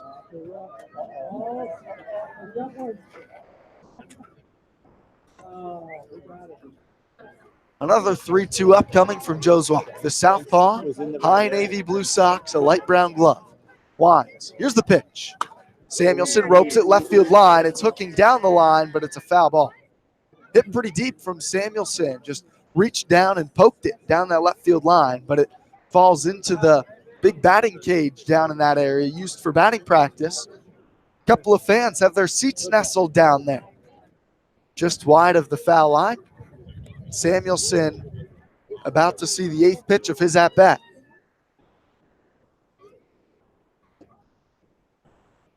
The 3-2. Fouled back again. Pitch number 9 upcoming to Tate Samuelson. Bases clear, 1 down. 2-0 Red Sox, top of the 5th. They scored both their runs in the 2nd inning. Another 3-2 coming to Samuelson. Breaking ball, hit in the air, right field, going over for it. Gentry. He backpedals a few steps in right, and he makes the catch right at his shoulder for the 2nd out, now in the 5th. Ground out to King to fielder, 3rd, fly out from Samuelson to Cal right, Poly, and with St. 2 outs, Louis it's Brad Obispo. Beasley. Number 5, Beasley 1 for 2 with a Bradley single and a run in the Beasley. 2nd.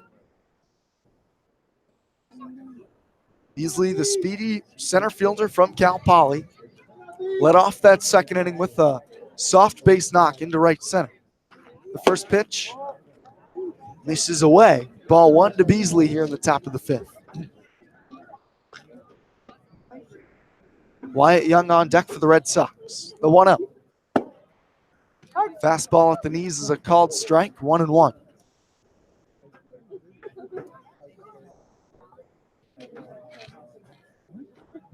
Joe's walk from the windup and the 1-1 pitch. Grounded, third base side. The third baseman Castanon fields it on the forehand. Sidearms a throw to first in time to cut down Beasley. Red Sox go in order, 1, 2, 3 in the 5th. It's 2-0. YD through 4.5. Molfetta, Devaney, and Bliss due up as we begin the bottom of the 5th when we return here on the Cape Cod Baseball League Network.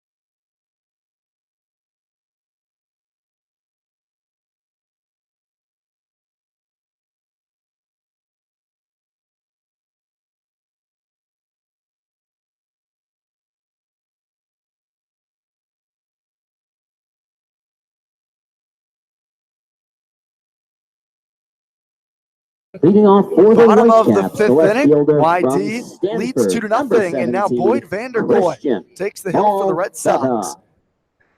It's Molfetta, Devaney, and Bliss to face Vanderkoy, the tall righty from Arizona State.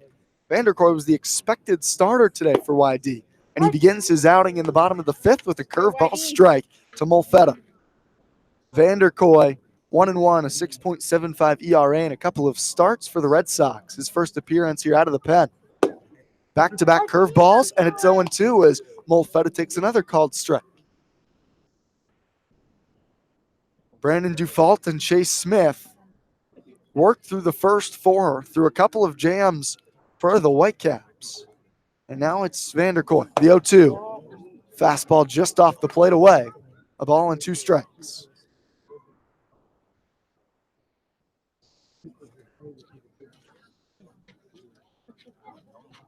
One and 2 to Molfetta. He's 0 for 1 today. Popped out against Smith. Breaking ball, misses down low. 2-2. Molfetta was at the plate when Chase Smith entered, the first man to face Smith. There were runners on second and third with one out in the second.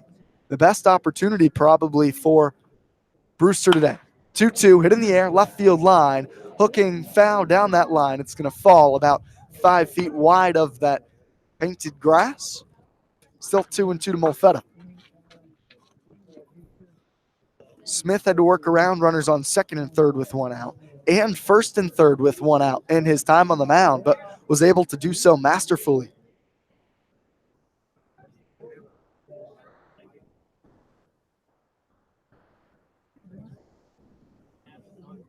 Vanderkoy holds the glove in front of his face. Winds the 2-2.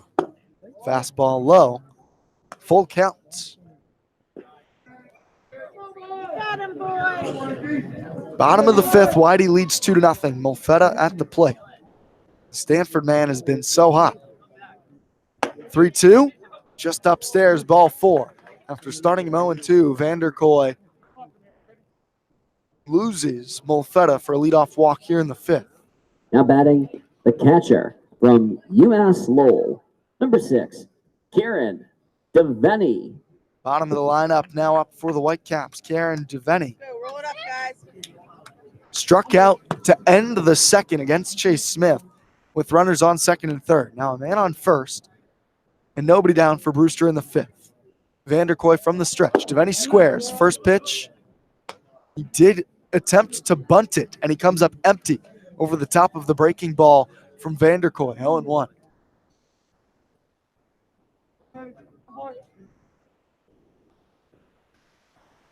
Vanderkoy twists his shoulders to check Molfetta at first.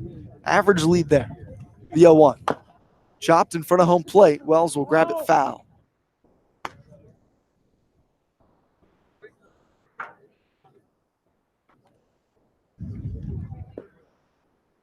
Baby. 0-2 count to Devaney.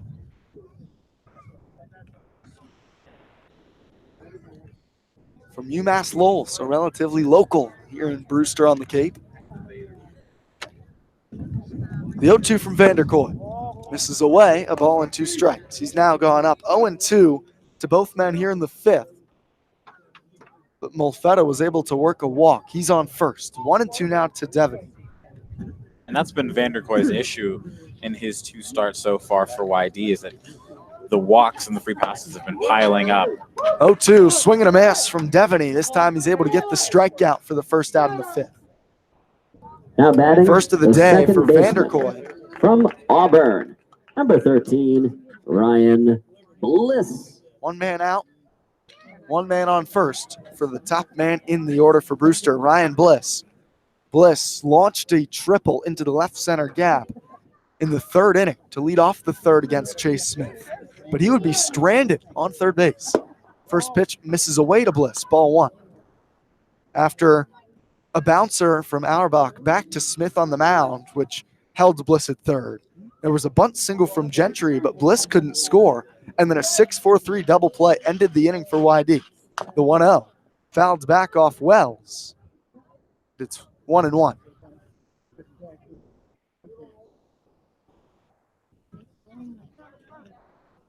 Merzel going to walk a new ball out to Vanderkoy. I think that caught Wells in the mask.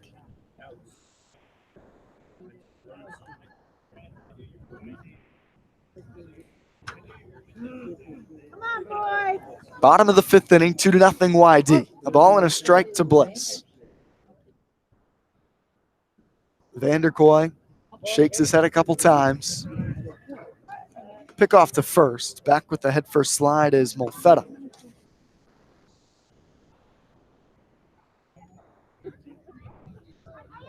Double play depth for the Whitey infield. Tough to turn one here on the speedy Bliss unless it's a sharp grounder. The 1-1. Again, chopped foul up the third baseline.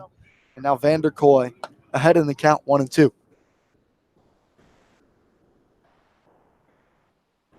Come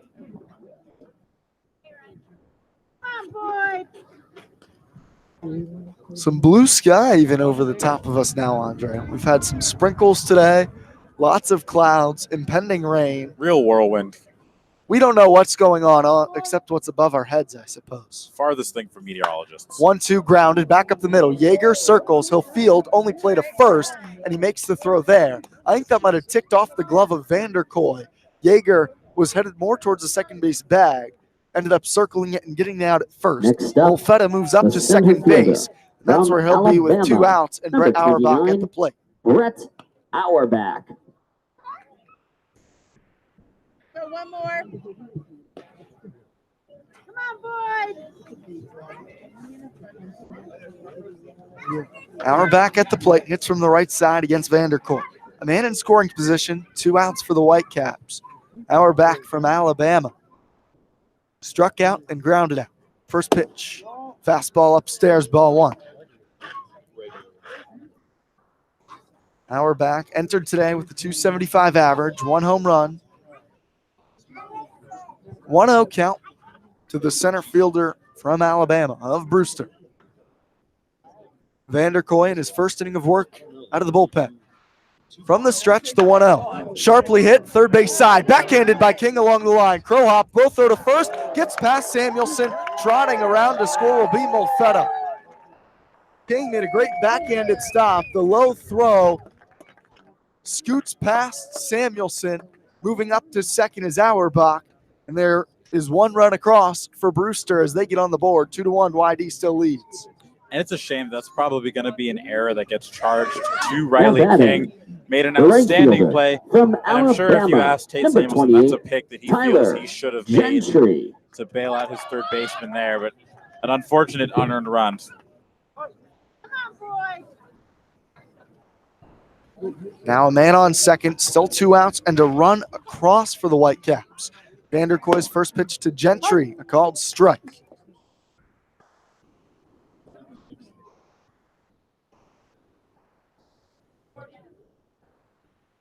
Vanderkoy, the tall starter from the Arizona State Sun Devils, coming out of the bullpen today. The 0-1, waved out and missed. Gentry out in front. Now he's down in the count 0-2.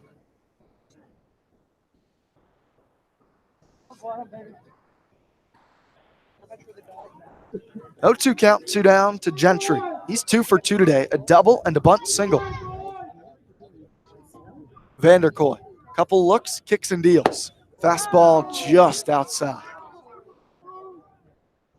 Red Sox fans who made the trip here to Brewster thought that they had gotten out of the inning with that pitch. Let's go one more. A ball and 2 strikes. The pitch. Curveball, check swing. They'll appeal to first. He did not go. Back-to-back pitches from Vanderkoy. Almost sit down Gentry, but he just stays alive.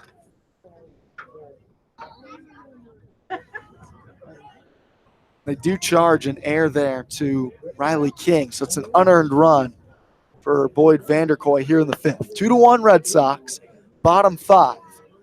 1 more out from a complete game,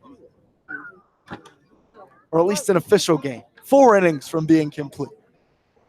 2-2 to Gentry. Auerbach leads from second. Held on by Yeager. The pitch. Drilled in the air, center field. Brad Beasley racing back on it. Now he slows down and he'll make the catch. Brad Beasley turned and runs it down in center. An unearned run for Brewster in the 5th. They score without getting a hit in the 5th frame. 2-1 Red Sox. We're through 5 here in Brewster. This is the Cape Cod Baseball League Network.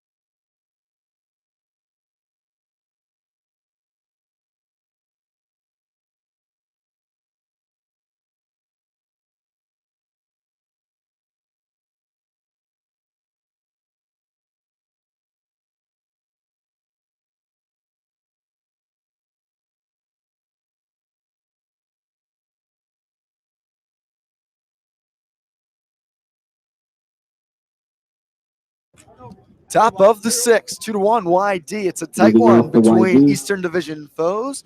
YD and Brewster as the Red Shortstop, Sox Pepperdine, lead the number 7, Whitecaps. Wyatt Young. It's Wyatt Young to lead things off for YD as we begin the sixth. First pitch to Young, misses away. Still the starter, Chandler Joswak on the mound for the Whitecaps. Young, Yeager, and Hall due up for the Red Sox. The bottom third of the Red Sox order here in the sixth. The 1-0 to Young.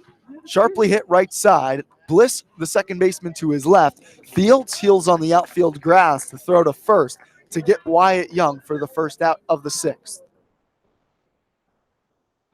Young is retired. He's now 1 for 3 today, and that brings up Now batting R.J. the second Yeager. baseman from Mercer. Folks, how about a hand for Chandler Joswiak? That's going to end the day for Chandler Joswak on the mound. New pitcher to face R.J. Yeager after 1 out in the sixth, so 5 1/3 for Joswak on the mound. We're going to take a quick break. Our new pitcher warms up. We'll get you his name and information when we return on the Cape Cod Baseball League Network.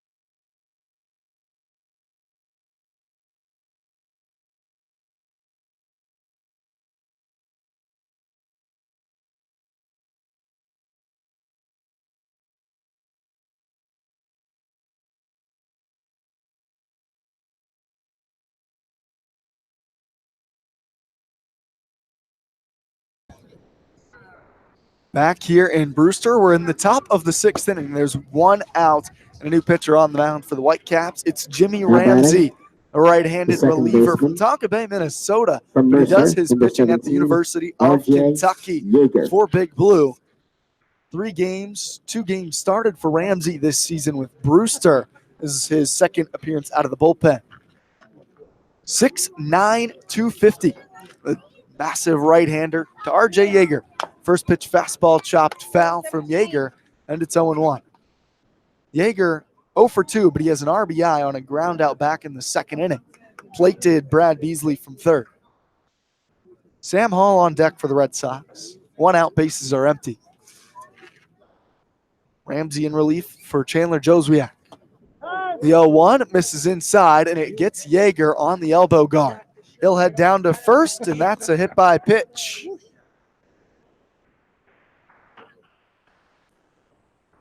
So a man aboard as Ramsey plumps the first hitter for YD he faces, and that brings up Sam Hall. Hall is 0 for 2. Similar to Yeager, he has an RBI in the ground out to shortstop in the second inning. His ground out scored Wyatt Young. In 7 innings pitched on the mound, Ramsey does have 6 walks, so some command struggles. Hall chops a first pitch foul on the third base line. 12.85 ERA for Ramsey on the hill. the last 2 times out, he's given up 5 earned runs in each appearance. With the Red Sox leading 2-1, top of the 6th, maybe a chance to open things up here against the man who's been roughed up the last couple times out. The 0-1. Fastball sharply hit right side. Bliss over to his left. He dives, but he can't make the play. It trickles into right field. That's a base hit for Sam Hall. Another hit through the right side of the infield for the YD Red Sox today. Through the 3-4 hole, and they're in business. Back-to-back man reaches the bottom of the order. Hall on first, Yeager on second for Noah Campbell, now hitting from the left side. And that's what you want if you're the bottom of the order here for YD. Turn it over to the top half, which has been great in this one. Campbell and Wells combined to be on base 5 times in this one. And with 2 on and just 1 down, they're in business as to, like you said, Brian, break this game open. And now Campbell from arguably his stronger side of the plate, hitting from the left side for the first time today against the righty Ramsey. He's from the stretch, sets, looks at Yeager at second, delivers to Campbell. Fastball misses upstairs, 1-0. YD leads by 1 in the top of the 6th inning. Campbell looking down at Scott Pickler in the third base coach's box for some signs. Back in the batter's box, rests his bat on his shoulder. 1 ball, no strikes to Campbell. Ramsey brings to the plate. Fastball misses in. 2 balls and no strikes. So after the first 2 men reach for the Red Sox, Campbell up in the count, 2-0. Meat of the order coming up here for YD as well with 1 out in the 6th. Here's the pitch. Campbell chops it first base line, foul ball. 2-1.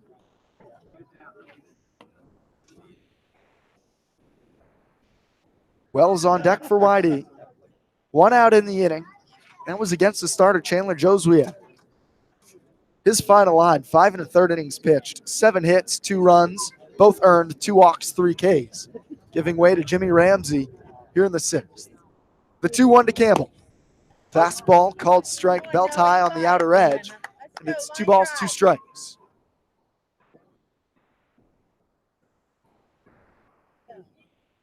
Come on, Noah Campbell. Sunlight now scorching the middle of the diamonds. Ramsey sets right at the belly button. The 2-2. Breaking ball, swing and a miss, gets Campbell. It was dropped by Devaney, but first base occupied. Campbell goes down swinging, and that brings up Austin Wells with 2 outs for the Red Sox. From 3 Arizona, for 3 at the plate today, 3 singles. Austin Wells. Has not accounted for any runs. None driven in, no runs scored for Wells, however, but he has a chance here with Yeager on second, Hall on first, and 2 down in the 6th.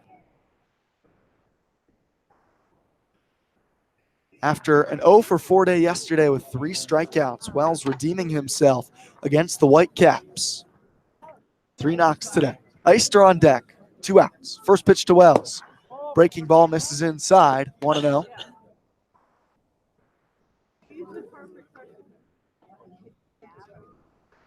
With these 3 hits today, Wells' average has skyrocketed back up above 300. See if he can keep it rolling now. Red Sox lead by 1. 1 ball, no strikes to Wells. The pitch from Ramsey. Cut on and missed. A ball and a strike. Go, Austin. Quick stick.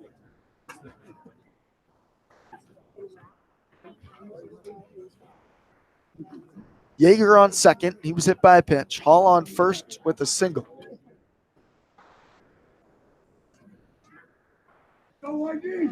Wells, a tight circle of the bat above his shoulder. The 1-1. Bounces it foul off the netting. A ball and 2 strikes now to Wells. After struggling these last couple days at the plate, such a prolific hitter. During BP, we know Scott Pickler likes to make some adjustments with different guys. Small little tweaks here and there. Very hands-on approach as a coach, especially with hitting. Hasn't really had to do anything with Wells thus far. Made a slight adjustment with Wells' swing today, and it's doing wonders. The 1-2. Ground ball, right side. Bliss a few steps to his left. Gloves, rainbows a throw to first, and that retires Wells. So Wells is retired for the first time today, and the Red Sox strand 2 in the 6th against Ramsey. 2-1. Sox lead it through 5 1/2. This is the We Cape also Cod want to Baseball League Network. recognize and thank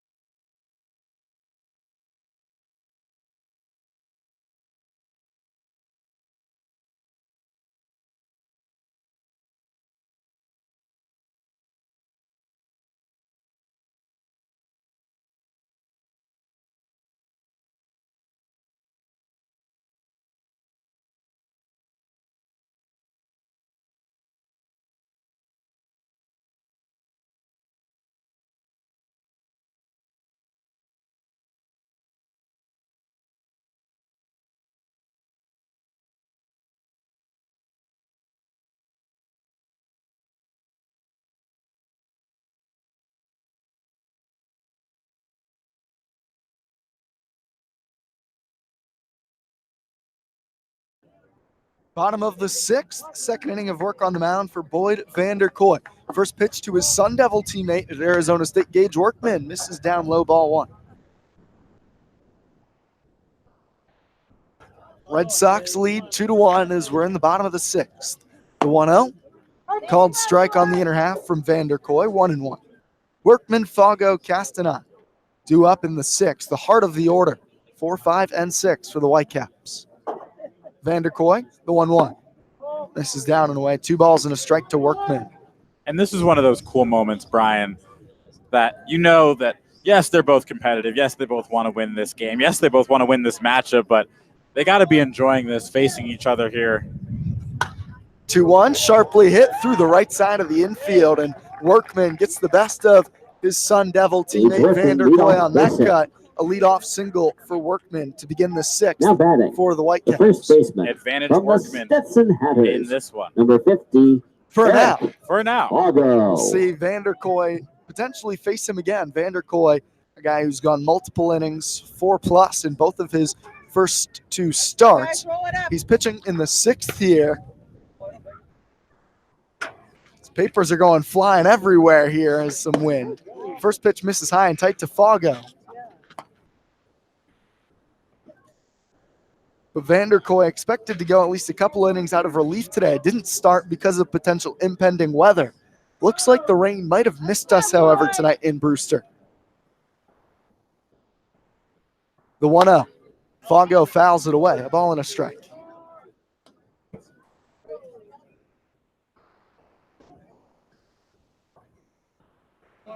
Workman 1 for 3. He's on first base. Fago 0 for 1. He walked and was stranded on third base in the second inning.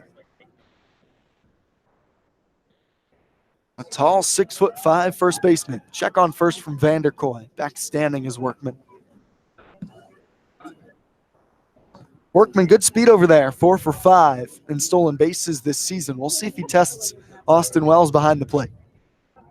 YD leading by 1, bottom of the sixth. Tight one here between the Brewster Whitecaps and the YD Red Sox. The 1-1 hit in the air to right field. Sam Hall drifts over towards the line, and he makes the catch, battling some sun now. In fact, as he made that catch towards the line for the first out in the sixth. And just as we are sort of dealing with the weirdness of this weather, this field has been pretty much entirely covered by an overcast sky for the first 4 to 5 innings of this game. And all of a sudden, with the sun peeking through and setting and coming through the trees, it ends up with an interesting shadow, and now it's directly in the eyes of anyone on the right side of the field. 1 out, Marcos Castanon at the plate. A couple of the guys on the right side wearing sunglasses. First pitch breaking ball misses away to Castanon. Tate Samuelson, his face is highlighted by the sun right now, but the first baseman has the sunglasses on the top of his head.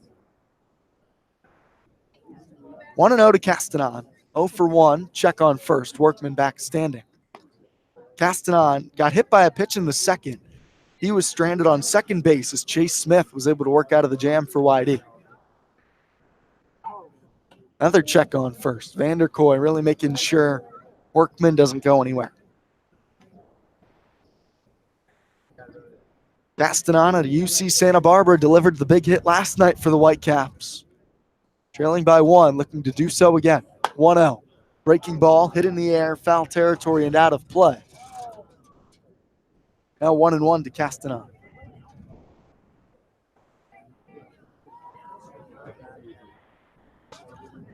Bottom of the 6th, 2-1. Red Sox lead it.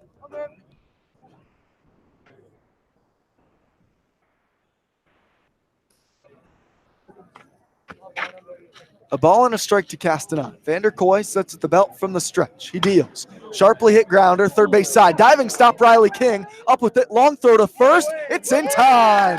Riley King, a great backhanded snag and a strong throw to get Marcos Castanon for the second out of the 6th inning. And this time, Now batting, Samuelson making the play on the back end, South made Carolina. sure of it, went to the basket 26. catch there, Luke Berryhill. but secured it, Let's go, guys. got the out. Luke Berryhill, 0 for 2 at the plate today, steps in with 2 outs and a runner in scoring position. The tying run, Workman, moved up from first to second on the great play by King. First pitch to Berryhill, buzzes him high and tight, and he has to duck out of the way. Sharp fastball from Vanderkoy. He sits in the low to mid 90s with the heater.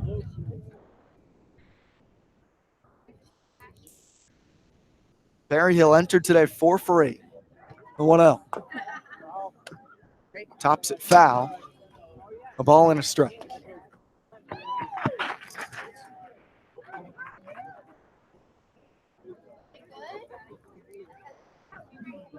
Workman being held on at second by R.J. Yeager, second baseman for YD. Vanderkoy. The 1-1. Swing and a miss. Fastball. Now 1-2 to Berryhill. Berryhill, as we've documented, the low, almost Jeff Bagwell-esque crouch at the plate. Vanderkoy seemingly towering over him. 6'5" out there on the mound.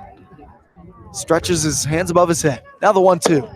Fastball just misses inside. Vanderkoy thought he had worked out of it. He's just missing with a couple of these pitches today. We've seen that with a few YD pitchers. Chase Smith had a couple himself when he was living at the knees.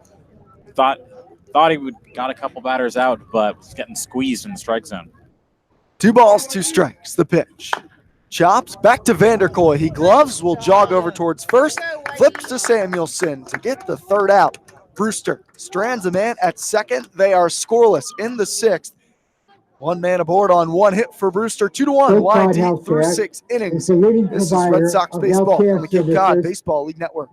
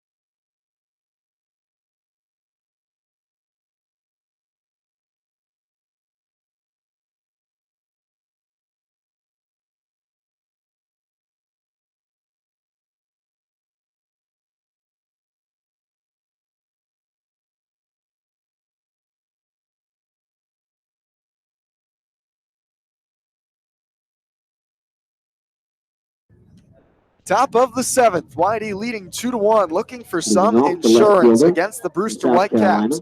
3, 4, Number and 11, 5 due up for Andrew YD. Eister. Jimmy Ramsey out for his second inning of work for the Whitecaps on the mound. Ramsey came in relief midway through the 6th after hitting a man and giving up a single. Retired the top 2 of the YD order, but he'll face Eister, King, and Samuelson here in the 7th. First pitch from Ramsey misses upstairs to Eister for ball 1.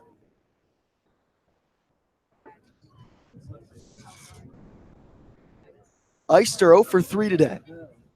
Couple of sharply hit balls for him that have been caught. The 1-0. High in the air, foul backwards over our heads, out of play. A ball and a strike now to Eister. Sun is shining here now, but the wind is really picking up.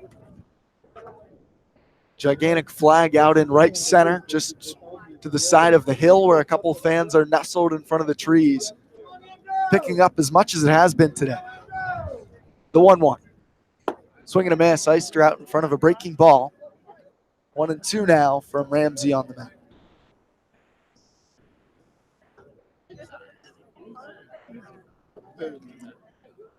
We've been relatively lucky with weather here today. Only a slight sprinkle going on in Brewster. The 1-2 to Eister. Foul tip held on by Devaney behind the plate, and Eister goes down swinging for the second time today. Rough day at the plate for him. There's one out for Riley King now to the plate. King 1 for 2. He also has a walk today. He singled in the 3rd. Georgia, number 4. But as I was saying, relatively lucky with the weather. Chatham and Falmouth had their game canceled yet again. It was pouring in Falmouth, and that weather just never got to us. First pitch misses upstairs to King. 1-0. Tough luck, though, for the Commodores and Anglers.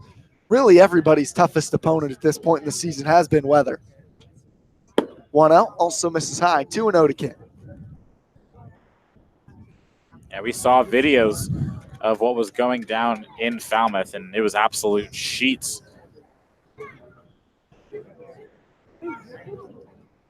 The wind from Ramsey and the 2-0. Swinging a foul ball from King off the foot of Devaney behind the plate. 2-1.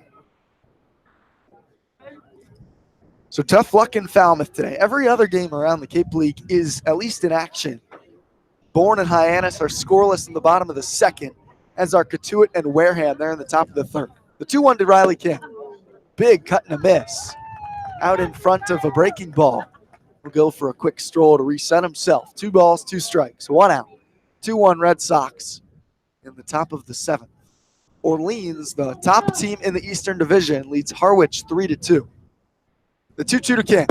Swinging a miss over the top of a breaking ball. Back-to-back strikeouts from Ramsey to begin the 7th. 3-2 Orleans, as I was saying over Harwich. They're in the bottom of the 6th. So at least 2 games are official in the Cape League today. And that's better than a lot of days we've seen. Now at the plate for the most part, I've had a good stretch. I don't want to jinx anything. If I had any wood nearby, I would knock on Jack it. Thomas But Wold. it seems like the Cape has sort of turned a page here weather-wise a little bit. It's been sort of seemed like it was once every 3 days it was going to be pouring, but now we've gotten 3 or 4 days in a row of good weather, so we look to be building some weather momentum here. First pitch to the pinch hitter, Jack Wold, misses high and away for ball 1. The 1-0 to Wold. Fastball misses away, 2 balls and no strikes. Wold hitting for Tate Samuelson. Samuelson was 0 for 3 at the plate. You imagine it's just a 1-for-1 switch with Wold likely taking over at first in the bottom of the 7th. The 2-0 from Ramsey. Wold skies it pretty deep in the air to right field. Going back on it, Gentry. He's nearing the warning track. He's there, and he settles and makes the catch.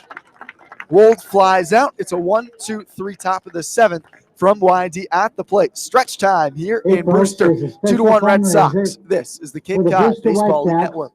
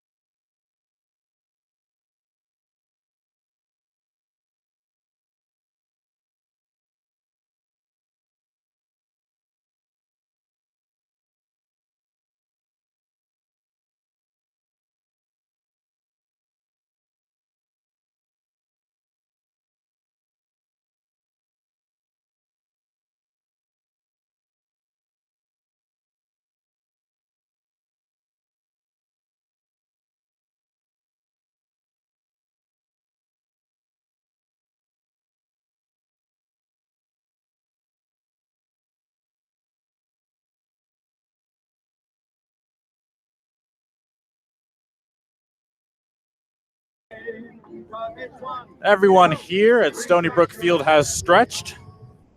Bottom of the seventh, Boyd Vanderkoy on for another inning of work. From Stanford, number 17. 8-9-1 are the batters he will face in the bottom of the seventh inning. YD still leading by a score of 2-1. Christian Molfata steps in, Stanford Cardinal. Fouls the first pitch off. And it's quickly 0-1. Vanderkoy, been a bit cursed in the early parts of his Cape League season. Unearned runs in all 3 of his appearances now. Is that one the appeal to first? They say yes, he did, and it's quickly 0-2. Yeah, and he hasn't helped himself out a couple times either, giving up some hits in key spots. But definitely there's been some rough luck for him on the mound with those unearned runs, like you mentioned. That is the 4th unearned run that he has been tagged with this season in just 3 appearances. The 0-2. High and wide, 1-2. But Vanderkoy, as he did so often at Arizona State, has battled through. Has had a strong outing here at Brewster. Vanderkoy was supposed to start in this one as he fires the 1-2, and that one's grounded to Yeager at second. He'll field it on a hop over to Wold, and that's the first out of the inning. Vanderkoy was the original slated starter in this one. Scott Pickler ended up deciding to go to Brandon Default instead, from UMass anticipating rain that never came. Kieran And so I figured, why waste Vanderkoy after having him throw his bullpens, go through warmups, brought him in relief, and he's pitched well.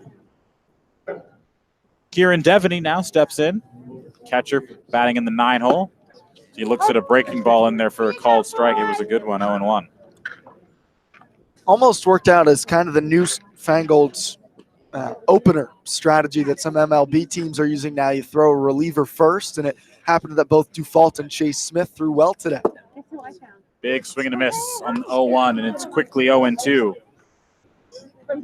Now we'll see how, if there at any point close game, if Vanderkoy finishes this one, it would be a full 5, or if in a close game, does Scott Pickler elect to go to a more tenured guy at the back end of the bullpen? Very tight one in this one with our score 2-1, although YD has been much the better team so far, but 9 runners left on base through their 7 frames, and the score holds at 2-1. The 1-2 is chopped foul at the plate, and the count holds at 1-2. And a chance for some real separation today in the Eastern Division. With Chatham being canceled, they're going to stay put at 17. If Orleans is able to top Harwich, then they're going to have a 6-point lead over the Mariners in the East Division standings. That's probably the biggest of this season in what's just been so close. 1-2. Breaking ball. Wells held it for a second, but home plate umpire Jeffrey Merzel not giving it. Hasn't been given it all game, and it's 2-2.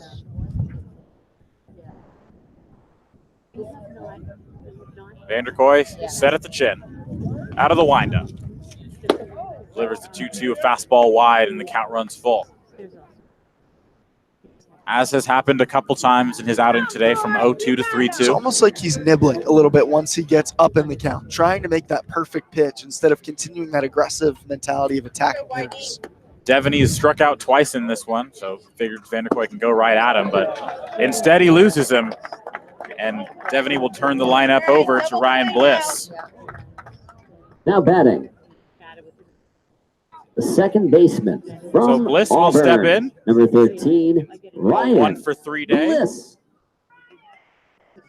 Now 4 for 15 on the season. 4 for 14.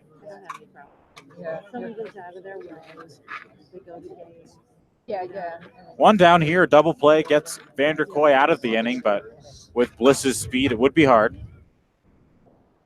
Vanderkoy out of the stretch. That one's chopped up the middle.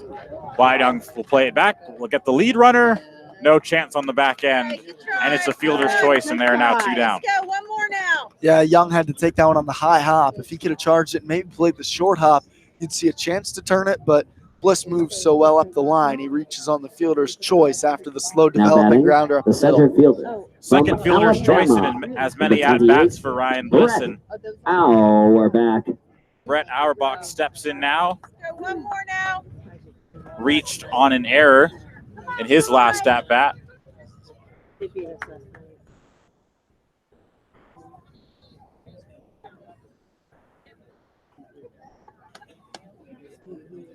Has a double in this one. Doubled way back in the first. Looks at a breaking ball. Spun in there. Vanderkoy steals strike one. Yeah, I know. Sun almost completely engulfing the infield grass at this point. Some of the dirt. Yeager and Wyatt Young standing in some sunlight. Sam Hall very much in the sun still as Vanderkoy checks over on Bliss at first.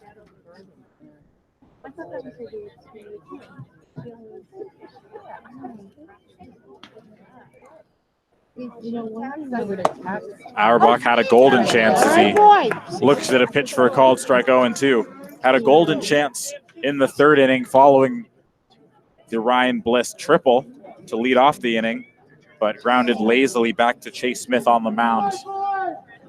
And Chase Smith ultimately able to work out of that leadoff triple. Vanderkoy up 0-2. Bliss runs. The pitch is a ball. The throw from Wells not in time. So a stolen base for Bliss as he gets himself in stolen position, and with his speed, that's a big one as he's now potentially able to score on a base hit. Yeah, definitely a big one. Throw from Wells, just a bit high, but a great jump and good speed from Bliss. That's just tough to throw out somebody like that on the bases. Bliss represents the tying run. 2 runs on 8 hits, 1 error for YD in this one. 1 run on just 4 hits, 1 error for Brewster. 1-2 the count to Auerbach. That one's chopped on the ground. Young fields it cleanly across the diamond to Wold, and that'll end the inning. So Boyd Vanderkoy works around the base runner. For the 50-50 raffle And he gets out of the the 7th unscathed. 2 on our score here. We head to the top of the 8th inning. You're listening to Red Sox Baseball on the Cape Cod Baseball League Network.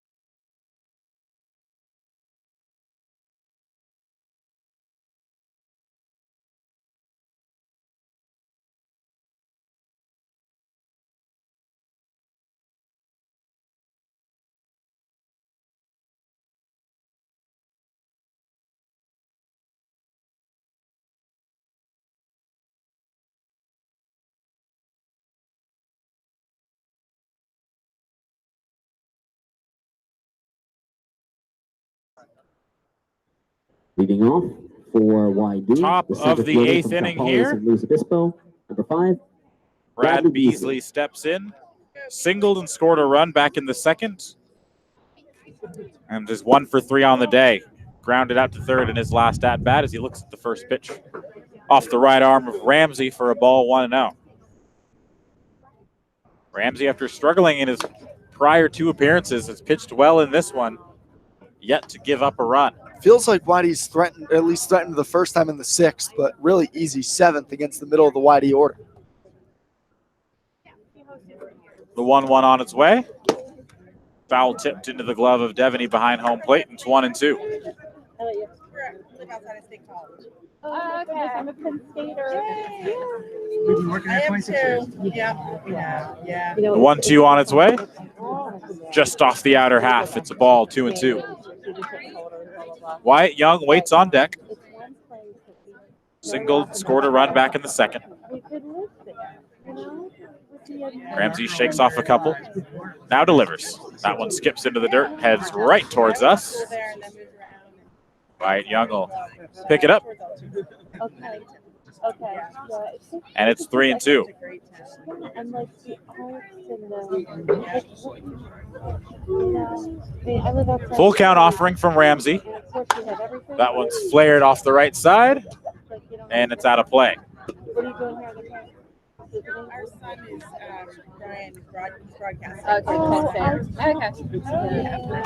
Oh, my husband. Full count still. Yeah. Ramsey sets at the eyes, now sets to deliver. That one's in tight to Beasley, and he draws the leadoff walk.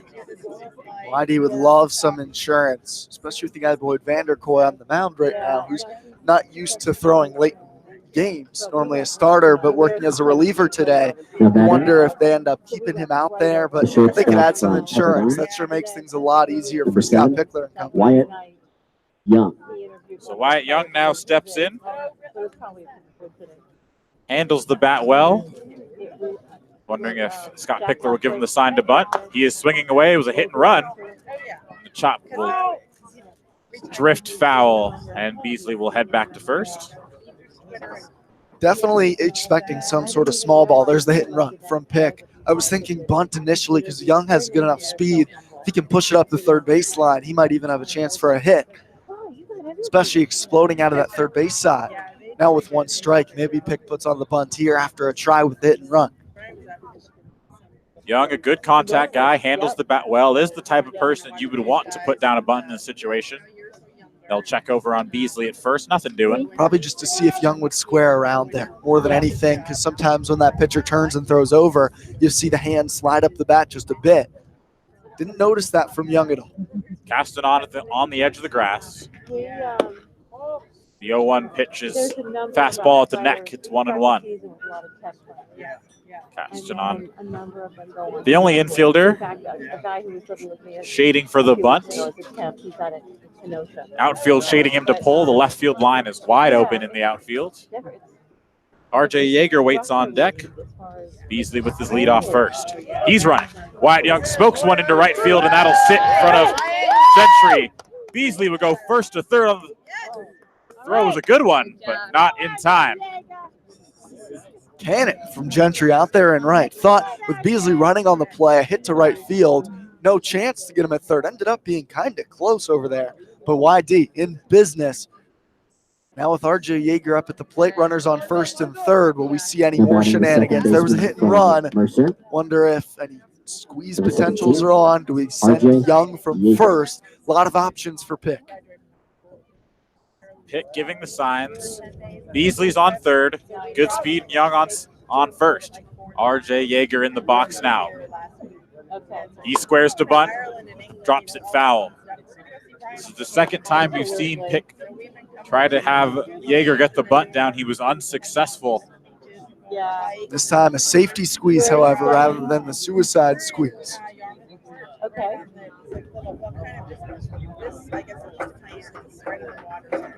0-1 now, the count to Yeager. Wyatt Young gets his lead off first. Beasley is lead off third. Ramsey out of the stretch. It's a breaking ball that drops out of the zone. The appeal to first. And they say he went. It's funny because Now 0-2. You can still potentially put on a hit and run with Yeager and Young. Probably not going to try to lay down a bunt with two strikes, I would think. I don't know. Ramsey out of the stretch, trying to get the first out of the inning. That one's in the dirt. Smothered by Devaney behind home plate, and it's 1-2. Great block. Young had a good read on it. It would have been a close play if he takes off for second, but goes conservative, ends up staying at first base. Still no down here in the inning, as this is a golden opportunity for the Red Sox to add some insurance runs. They'll check on Young at first. Just a one-run lead despite the 9-4 advantage in hits in this one, as the runners left on have proved to be costly so far, but YD still holds on to the slim lead. Feels like you got to cash in here. Another pickoff attempt. Young back with the headlong dive. The wind continues to pick up here.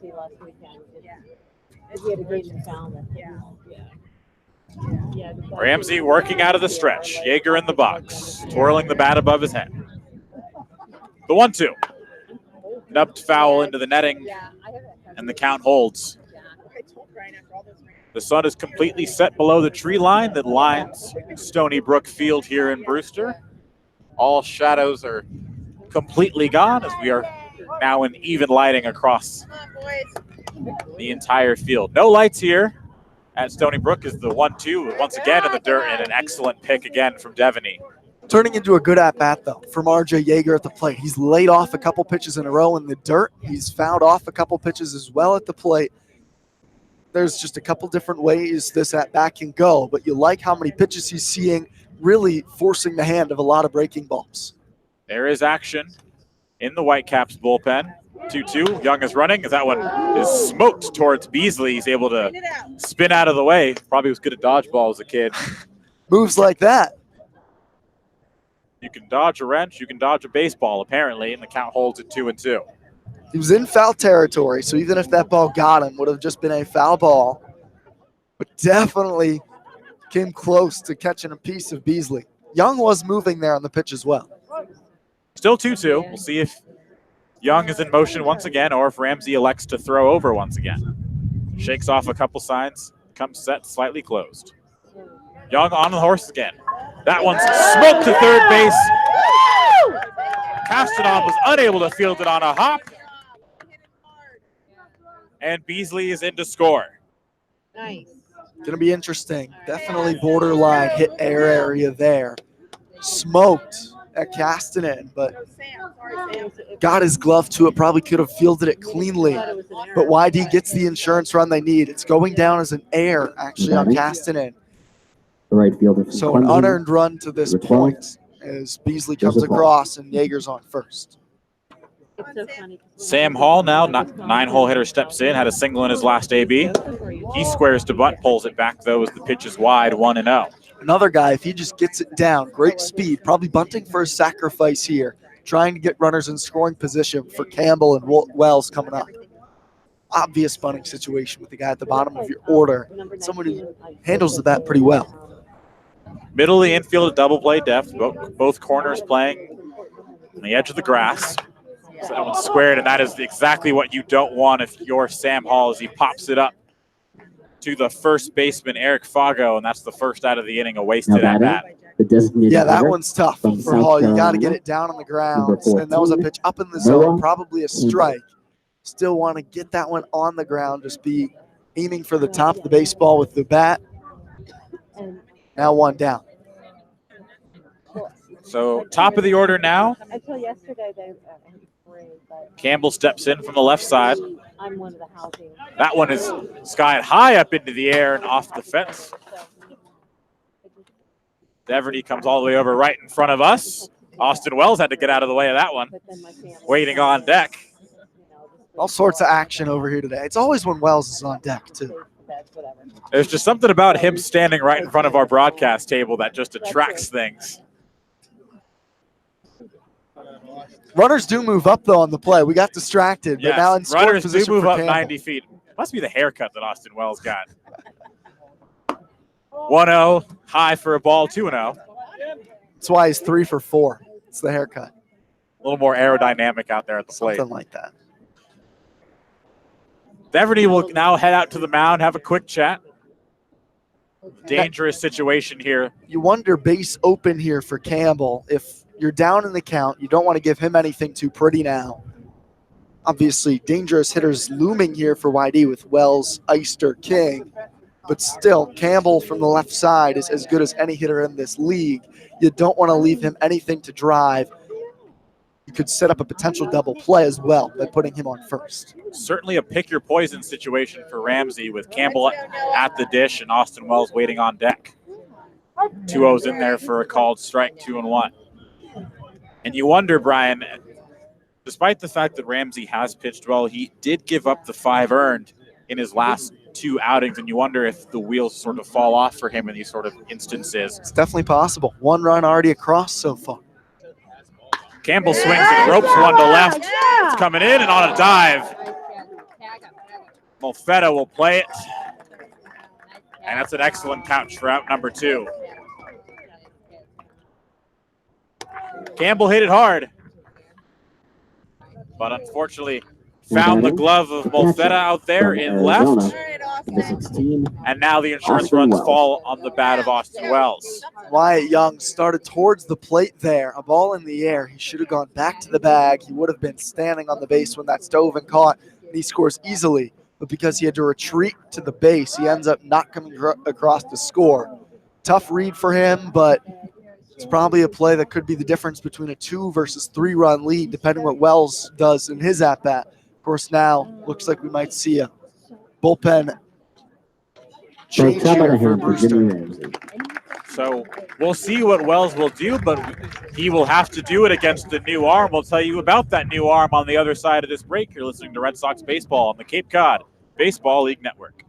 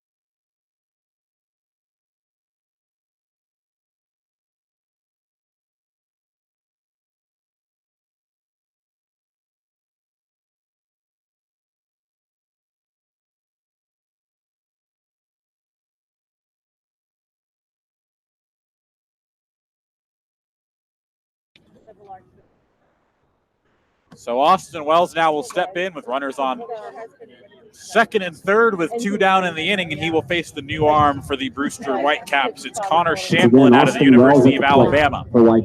It's the 4th appearance for Shamblin on the season. He's made 2 starts so far, his 2nd appearance out of the pen. First pitch is a check swing from Austin Wells, and it's 1-0.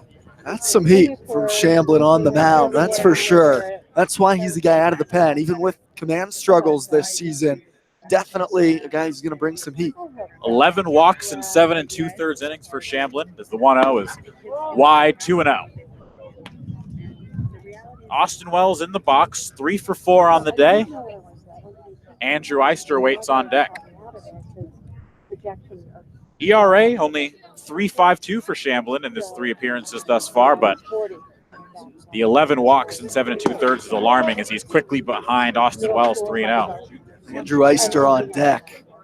There's a place to put Wells, so I can understand being careful with him, but you don't want to kind of get in that rhythm of throwing balls. A little surprised he wasn't more aggressive to Wells. Shamblin will pop the rosin bag in his hand a couple times. Now comes set 3-0. And it's quickly a 4-pitch walk, number 12 for Shamblin in his Cape League season.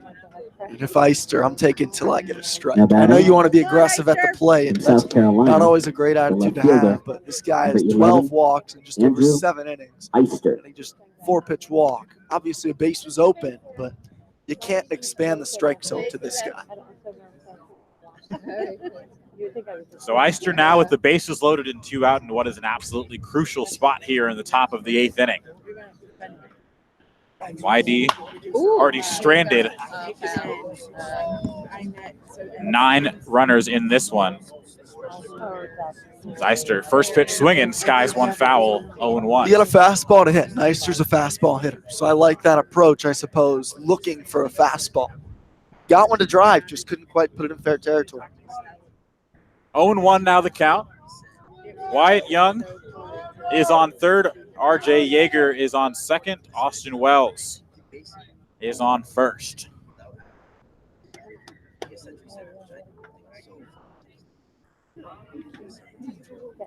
Eister now digs back in. Shamblin electing to work out of the windup. The 0-1. Inside. Eister scoots out of the way, and it's 1-1. Big smile on his face there. If he lets that one plunk him on the leg, he's going to be on first with an RBI. Obviously, it's hard to stand in there and take a pitch like that, especially a fastball. But Eister's been struggling a bit at the plate, 0 for 4 today. Would have probably taken the RBI. Has a pair of strikeouts and a pair of fly ball outs to Gentry and Wright. Riley King waits on deck should the inning continue. Shamblin will step off. Count remains 1-1. Crucial insurance runs out there for YD right now. They've pushed 1 across. Could have been more. The 1-1. Smoked on a line into the gap, and that's a base hit. Young is in to score. Here comes Yeager. He's in standing, and it's a 2 RBI single for Andrew Eister. Clutch piece of hitting from Andrew Eister. Those are some insurance runs.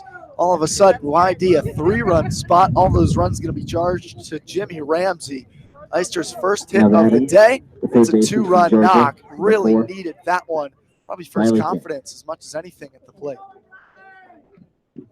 So suddenly a 2-1 game has become a 5-1 game as we are back into a completely overcast sky. Suddenly it's dark, overcast again. The clouds are rolling in.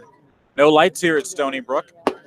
Riley King, first pitch swinging, and he waves at the fastball 0-1. Big time 2-out RBI. Clutch from Eister for sure. For Andrew Eister as Austin Wells goes first to third on the play, and now Riley King looks to keep the line moving. The 0-1. That one skips in the dirt. Another good block from Devaney behind home plate. Devaney, who has let a few balls go past him, has been absolutely outstanding despite those pass balls today. I mean, it seems like, Brian, he's had to block at least 15, 20 pitches in this one. A lot of pitches in the dirt for sure. He's been busy behind home plate. 1-1 to Riley King. He checks his swing, but it's a called strike anyway. It's 1-2.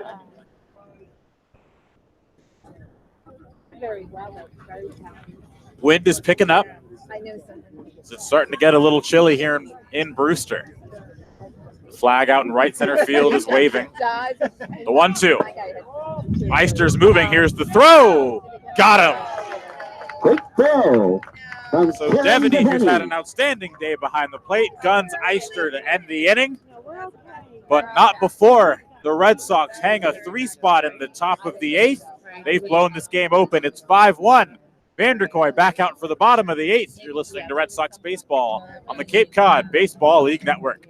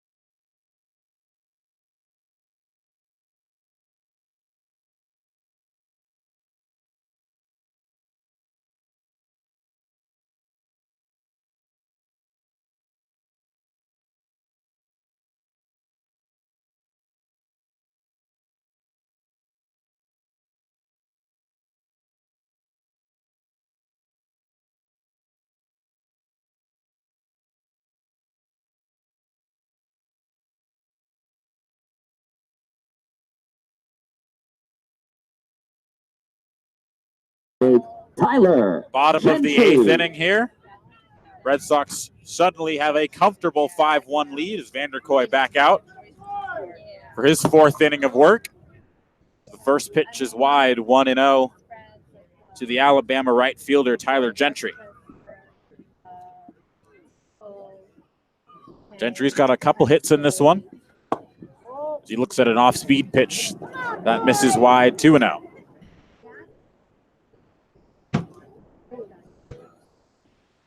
It is hazy here as dusk sets over Brewster. The 2-0 is a foul tip at the plate. It's 2-1. Getting dark quick, that's for sure. You have to think the umpires came together after the last half inning. Feels like this might be the final hacks for Brewster potentially.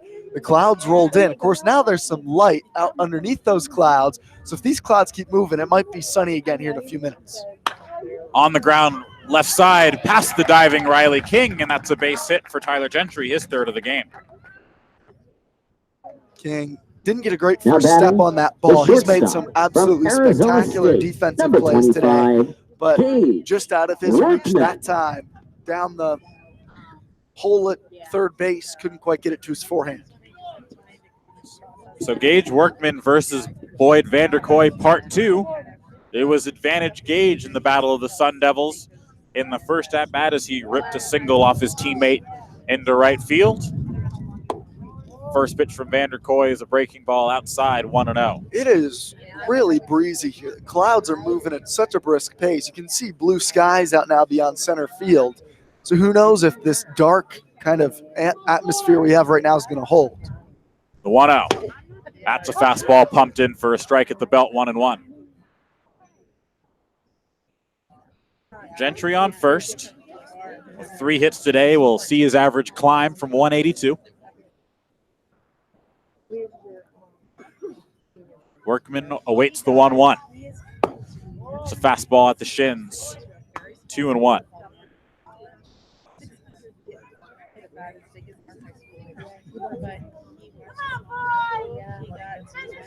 YD hung a 3 spot in the 8th to take a commanding 5-1 lead as Workman skies one into center field. Beasley broke back initially, now comes in, and he'll make the catch. So round 1 went to Gage Workman. Round 2 went to Boyd Vanderkoy. Number 50, and that's the first out of the inning. That was one where I think the wind might have held it up. Off the bat, Beasley started back, and it was hit pretty well by Workman, but wind really whipping left to right now, holds it up in the air to center field. Beasley ends up coming in to make the grab. 1 down here in the inning. The infield goes to double play depth. First pitch is skipped into the dirt, and it's 1-0. Now Vanderkoy just looking for a ground ball. Ground ball, quickly get out of this inning. Eric Fago, the batter, entered the day 205. Walked in the 2nd inning and struck out and then flew out to right. He smokes one on a line to left. Eister comes in and he'll make the grab for the 2nd out of the inning. Good job by Eister. His first step was right.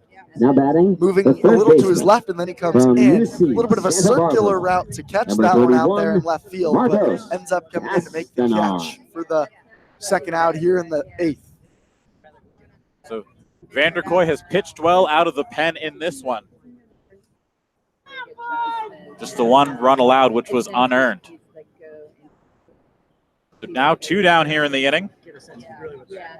Marcos Costanon steps in and looks at a strike 0-1. Castanon had the unfortunate error, could have been ruled a hit. It was really a toss-up on a ball that was absolutely smoked. That opened the scoring in the 3 spot, and he smokes one to Eister deep into left field. Eister retreating, he'll make the catch. And after the leadoff single, Vanderkoy goes 1-2-3, and that'll end the 8th inning. Umpires are going to talk about it. We will see if we will have a 9th inning. As of now, the score is 5-1. And it looks like we will have a 9th inning, or at least the pitcher will come out to warm up for the 9th inning. Shamblin back out onto the mound as the umpires continue to talk about it. Brewster has taken the field. we will be right back. We assume with the top of the ninth, they continue to talk, and if not, we'll be right back with the decision and the wrap-up. Either way, you're listening to Red Sox Baseball on the Cape Cod Baseball League Network.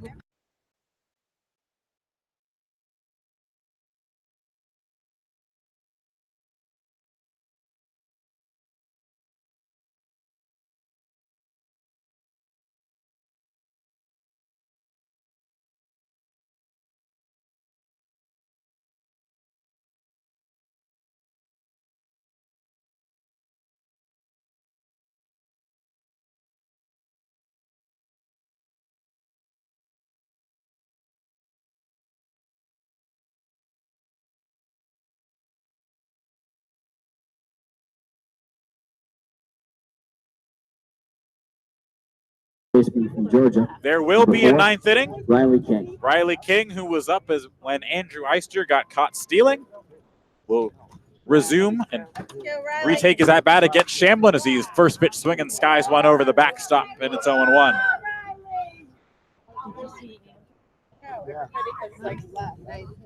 So it'll be 4, 5, and 6. King, Wold, and Beasley in the ninth for the Red Sox against Connor Shamblin. King flares one. Right side foul, and it's 0-2.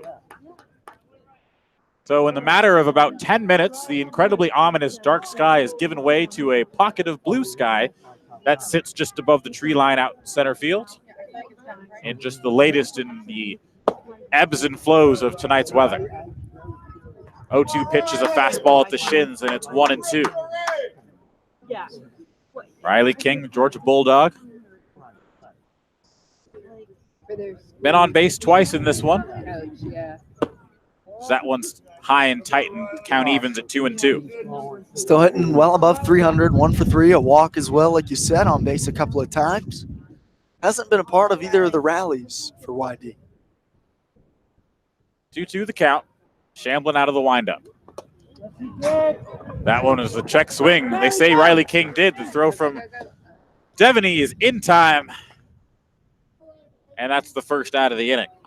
Tough break for King. It was breaking ball that Devaney tried to pick with the backhand. We've mentioned all the balls low in the dirt to him today. But if King breaks right away, he might beat that to first. But a good play by Devaney to pick it up, make the strong throw to get him. Jack Thomas Wold. So Jack Wold steps in for his second at-bat of the day. Came in as a pinch hitter in the 7th. Flew out to right. Check swing foul at the dish. And it's 0-1.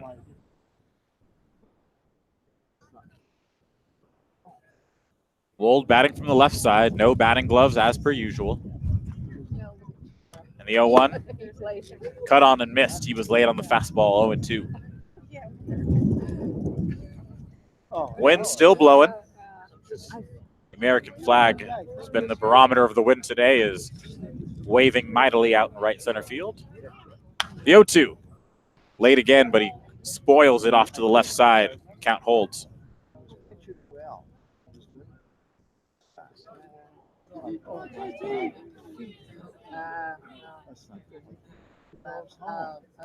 The 0-2. Opposite way goes Wold, but that one tails foul. Still 0-2.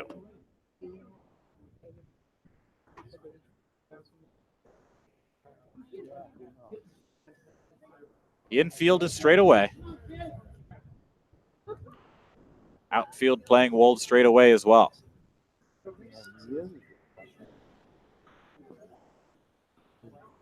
Wold steps back in, pinwheels the bat, and rests it on his shoulder. The 0-2. Breaking ball is wide, and it's 1-2.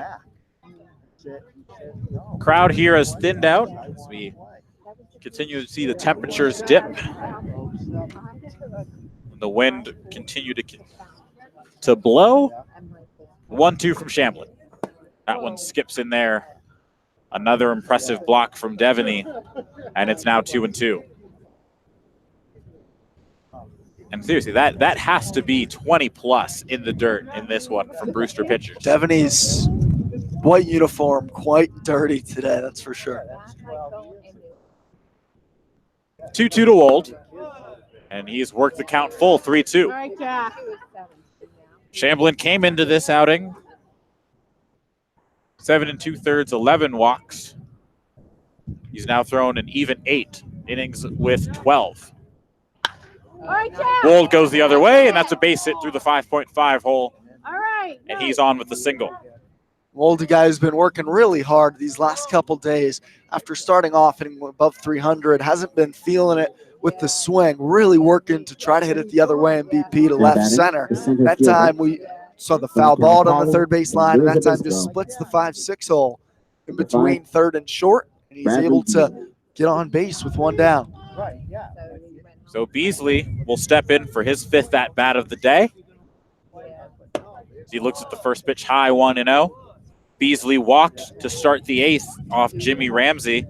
That started the 3-run rally for YD, which allowed them to break this game open. Now it's like the clouds weren't even in the skies. It's now blue sky all across the field. Still dark out, though. It's interesting. The blue sky is up above, but the sun off to our left, still pretty well covered by the clouds. 2-0 the count now to Beasley. He reached and then advanced on the perfectly executed hit and run from Wyatt Young, as it's now 2-1 as he foul tips the fastball into the glove.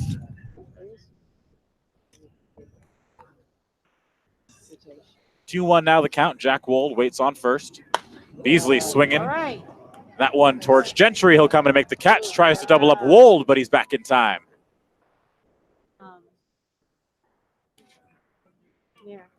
Strong arm from Gentry out there. We've seen him make a couple throws. Not afraid to show it off in right. Two down for Wyatt Young, who's had a really good day. Strong and accurate arm from Gentry in this one. Wyatt Young now will step in. And as you mentioned, a good day for him. Couple singles and a couple runs in this one.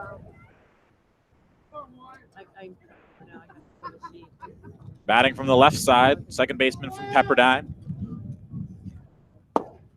Checks his swing on a fastball at the shins, and it's 1-0. He's been a part of both rallies, singled and scored in the second. Like you said, the hit and run came around to score in the 8th. Him and Beasley have been in the middle of everything today. Young awaits the 1-0. That's a fastball in there for a strike, 1-1. It'll be interesting to see who takes the mound for YD. I think it should be Vanderkoy. I would agree that Vanderkoy has earned the right to go out there and finish this off as that one skips in. And once again, Devaney with an impressive pick because that one came up and he had to make the basket catch in the middle of his chest protector. I think it's clear the emphasis to work down for Brewster. This is a lineup that you really don't want to miss up to. A lot of potent hitters, a lot of extra base power in this lineup. That's since they've executed. Not one extra base hit for YD today. Wyatt Young fouls it back. That's impressive. 11 hits, not one for extra bases. YD for really the first time manufacturing a lot of runs rather than we've seen the big hits really account for so many of them. So Wyatt Young now with 2 balls, 2 strikes. The pitch. It's a fastball wide, 3-2.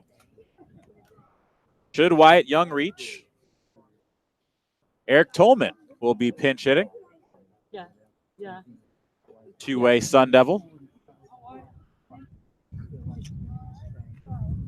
Full count.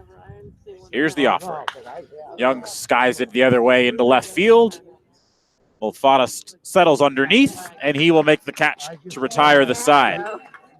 The Red Sox go down quietly in this half inning. We head to the bottom of the 9th inning. It is Vanderkoy to finish it out.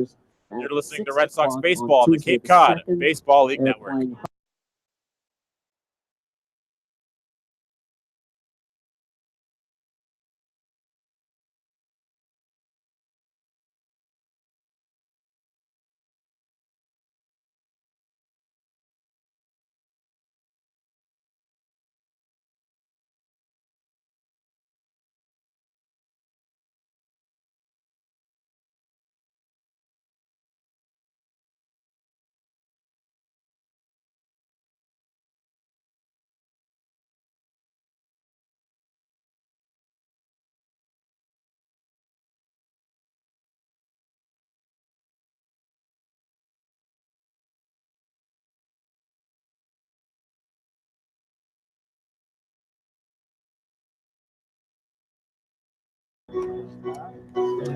Final hacks for the Whitecaps here in the bottom of the 9th inning. Vanderkoy back on to close this out. Score 5-1 Red Sox here. Andre Sims, Brian McLaughlin have been with you, bringing you the game. We appreciate you joining us on this fine Sunday evening. South Carolina. As we Number 26, say goodbye to the month of June. Berryhill. How about that? That's wild.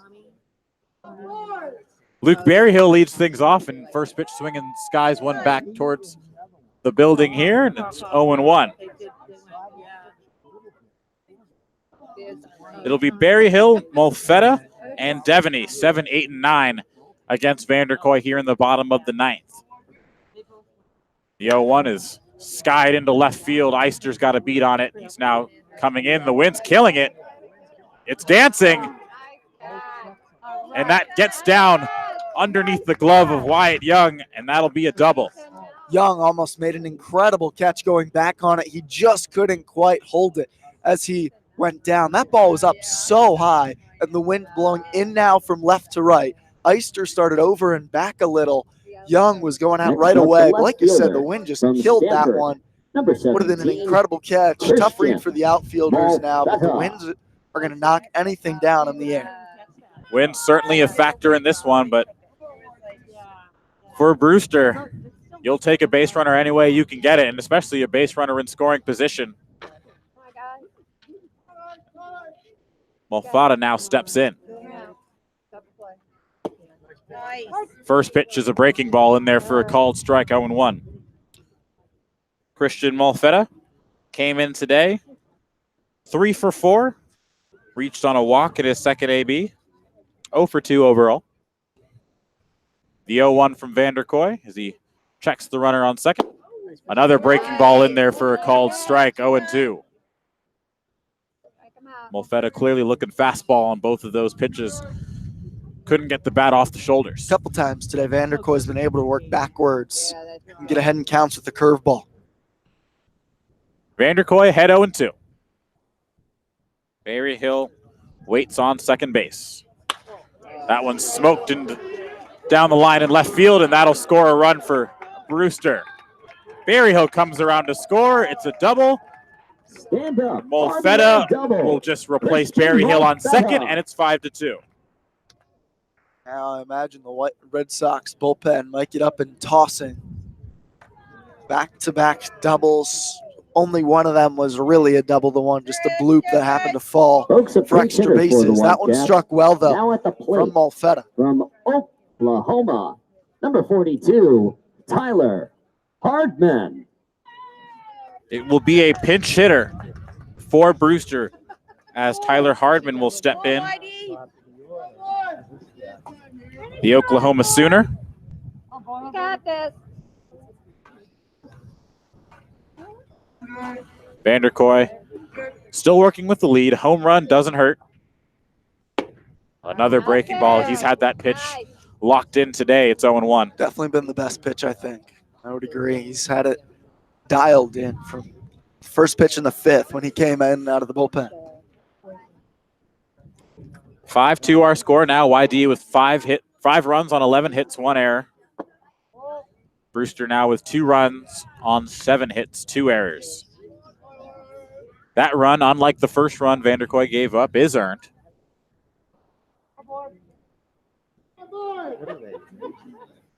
1-1 the count. Hardman off the bench. Another breaking ball. Hardman spits on it, and it's 2-1. Outfield straight away.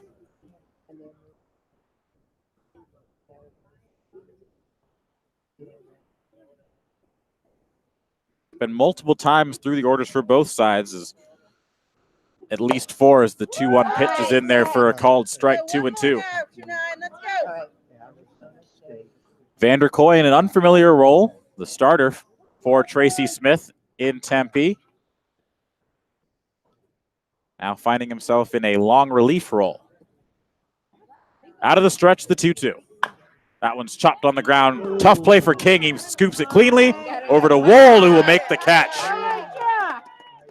Beautiful 5-3 play as King has had an excellent day at third base. He has indeed. That's a pretty pick. And then Wold, the fancy footwork around first base.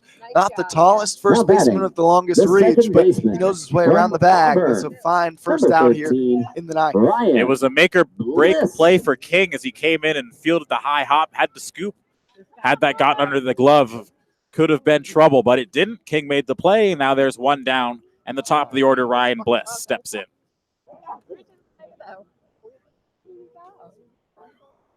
First pitch to Bliss, another breaking ball. Vanderkoy continues to start hitters out with the curveball, and it's 0-1. Oh, yeah.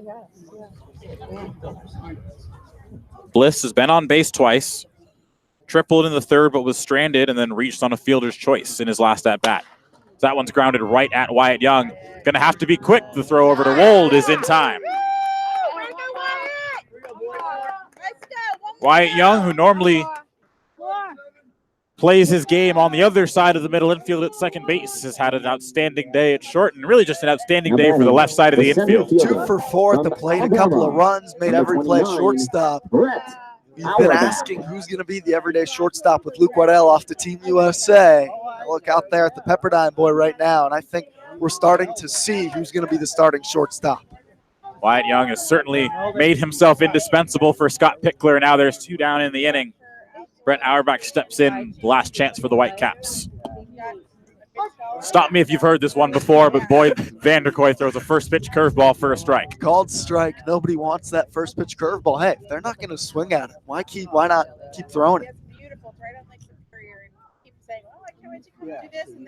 0-1 the count now to Auerbach. 0 for 4 on the day, but reached on an error. The 0-1 pitch is wide, 1-1.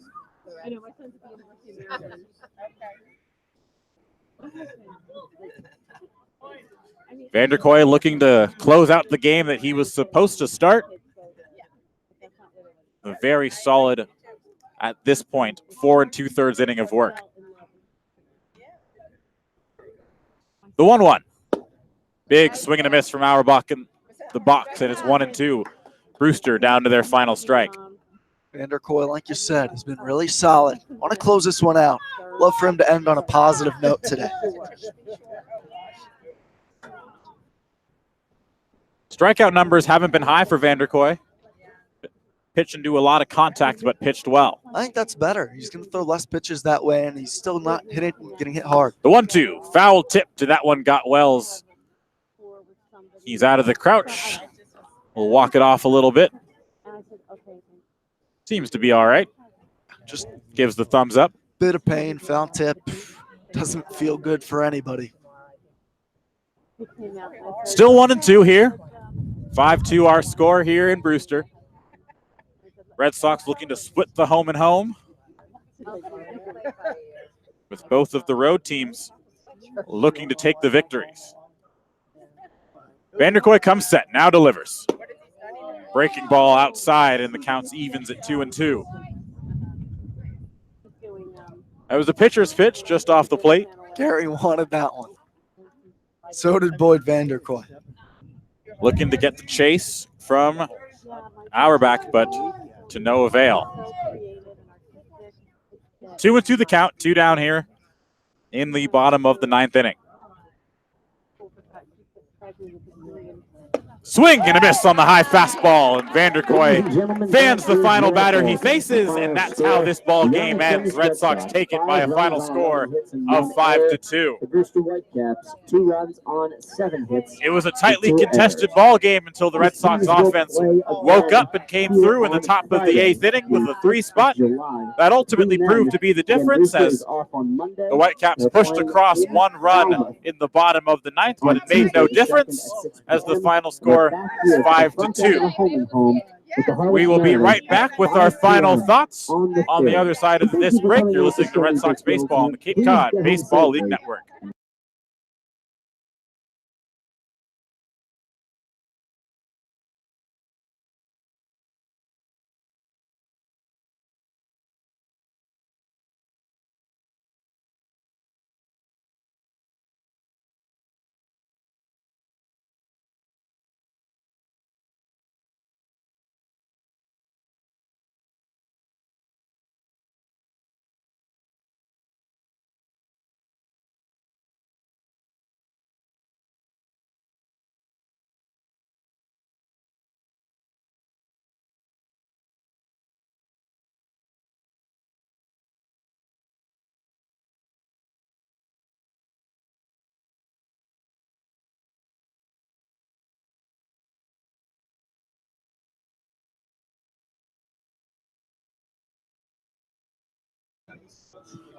Back here in Brewster as we get set to wrap up the 5-2 Red Sox victory. Andre Sims, Brian McLaughlin with you. And Brian, it was a very interesting, uncharacteristic day for this YD offense. 11 hits, which is something we're used to seeing, but a lot of them singles. And another thing was they left a lot of runners on base in this one, which for a while looked like it was going to be costly, but they came alive in the 8th. They did. The big hit happened when they needed it. Andrew Oyster today delivered the big knock on a day when you look at his numbers, 1 for 5, that's probably not his best day at the plate, but he drove in the 2 big ones with the big RBI knock in that 8th inning. It was a all-around good performance, top to bottom. Nobody had monster days. Austin Wells, 3 hits. Wyatt Young, a couple knocks and 2 runs. But overall, nobody had multiple extra base hits and single-handedly carried this offense. It was everybody getting on base. RJ Yeager, Sam Hall, both situational hitting RBI groundouts to get things started.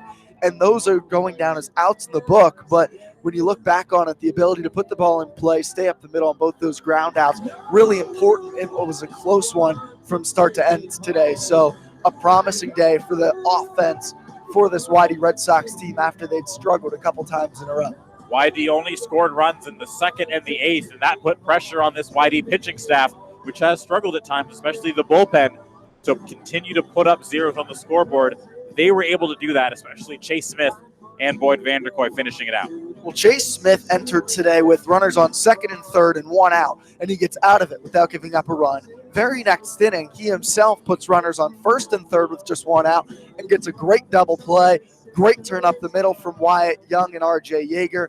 So Smith was great working out of the jams to keep the tight lead early, and then Boyd Vanderkoy came in, 2 runs, 1 earned run in 5 innings on the mound. That's a good step forward for him in a relief role, but really he goes 5 innings, which is about what he's been going as a starter here in YD. So that's another step forward. And you mentioned it late. He wasn't looking for strikeouts. He was pitching to contact, and he has such good stuff that nobody hits him all that hard. I like that approach from him, being aggressive in the strike zone. And just quickly to one final point here. With pitching to contact, you need great defense behind you. You need solid defense behind you. And Riley King and Wyatt Young played an outstanding defensive game behind him on the left side of the infield. Riley King especially, a couple of diving plays, some great stops in crucial situations that kept this game close, kept YD in the lead. So wanted to make sure that they got their plaudits as well. Yeah, King made a couple plays that probably saved extra base hits, and Wyatt Young made all the routine plays, and then that double play that he picked at shortstop, going to the backhand, got the short hop, and started the smooth turn to save a run. He's emerging as the everyday shortstop because of that defense and coupled with the bat. And like you said, a couple highlight reel plays for Riley King. Definitely played an underrated impact, I think, in today's game. So a bit of an uncharacteristic win for the Red Sox in this one as they take it by a final score of 5-2. They hold in second place as Orleans was victorious today. We will see you tomorrow as YD scheduled to take on Chatham. And that should be a fun one. YD has struggled against Chatham so far this season. The Chatham pitching staff has been really the only pitching staff that has been able to stifle this YD offense. So we will bring you that one. But that'll do it from here in Brewster, Massachusetts. From Stony Brook Field for Brian McLaughlin, I'm Andre Sims. Thanks for joining us. We'll see you tomorrow. Have a good night.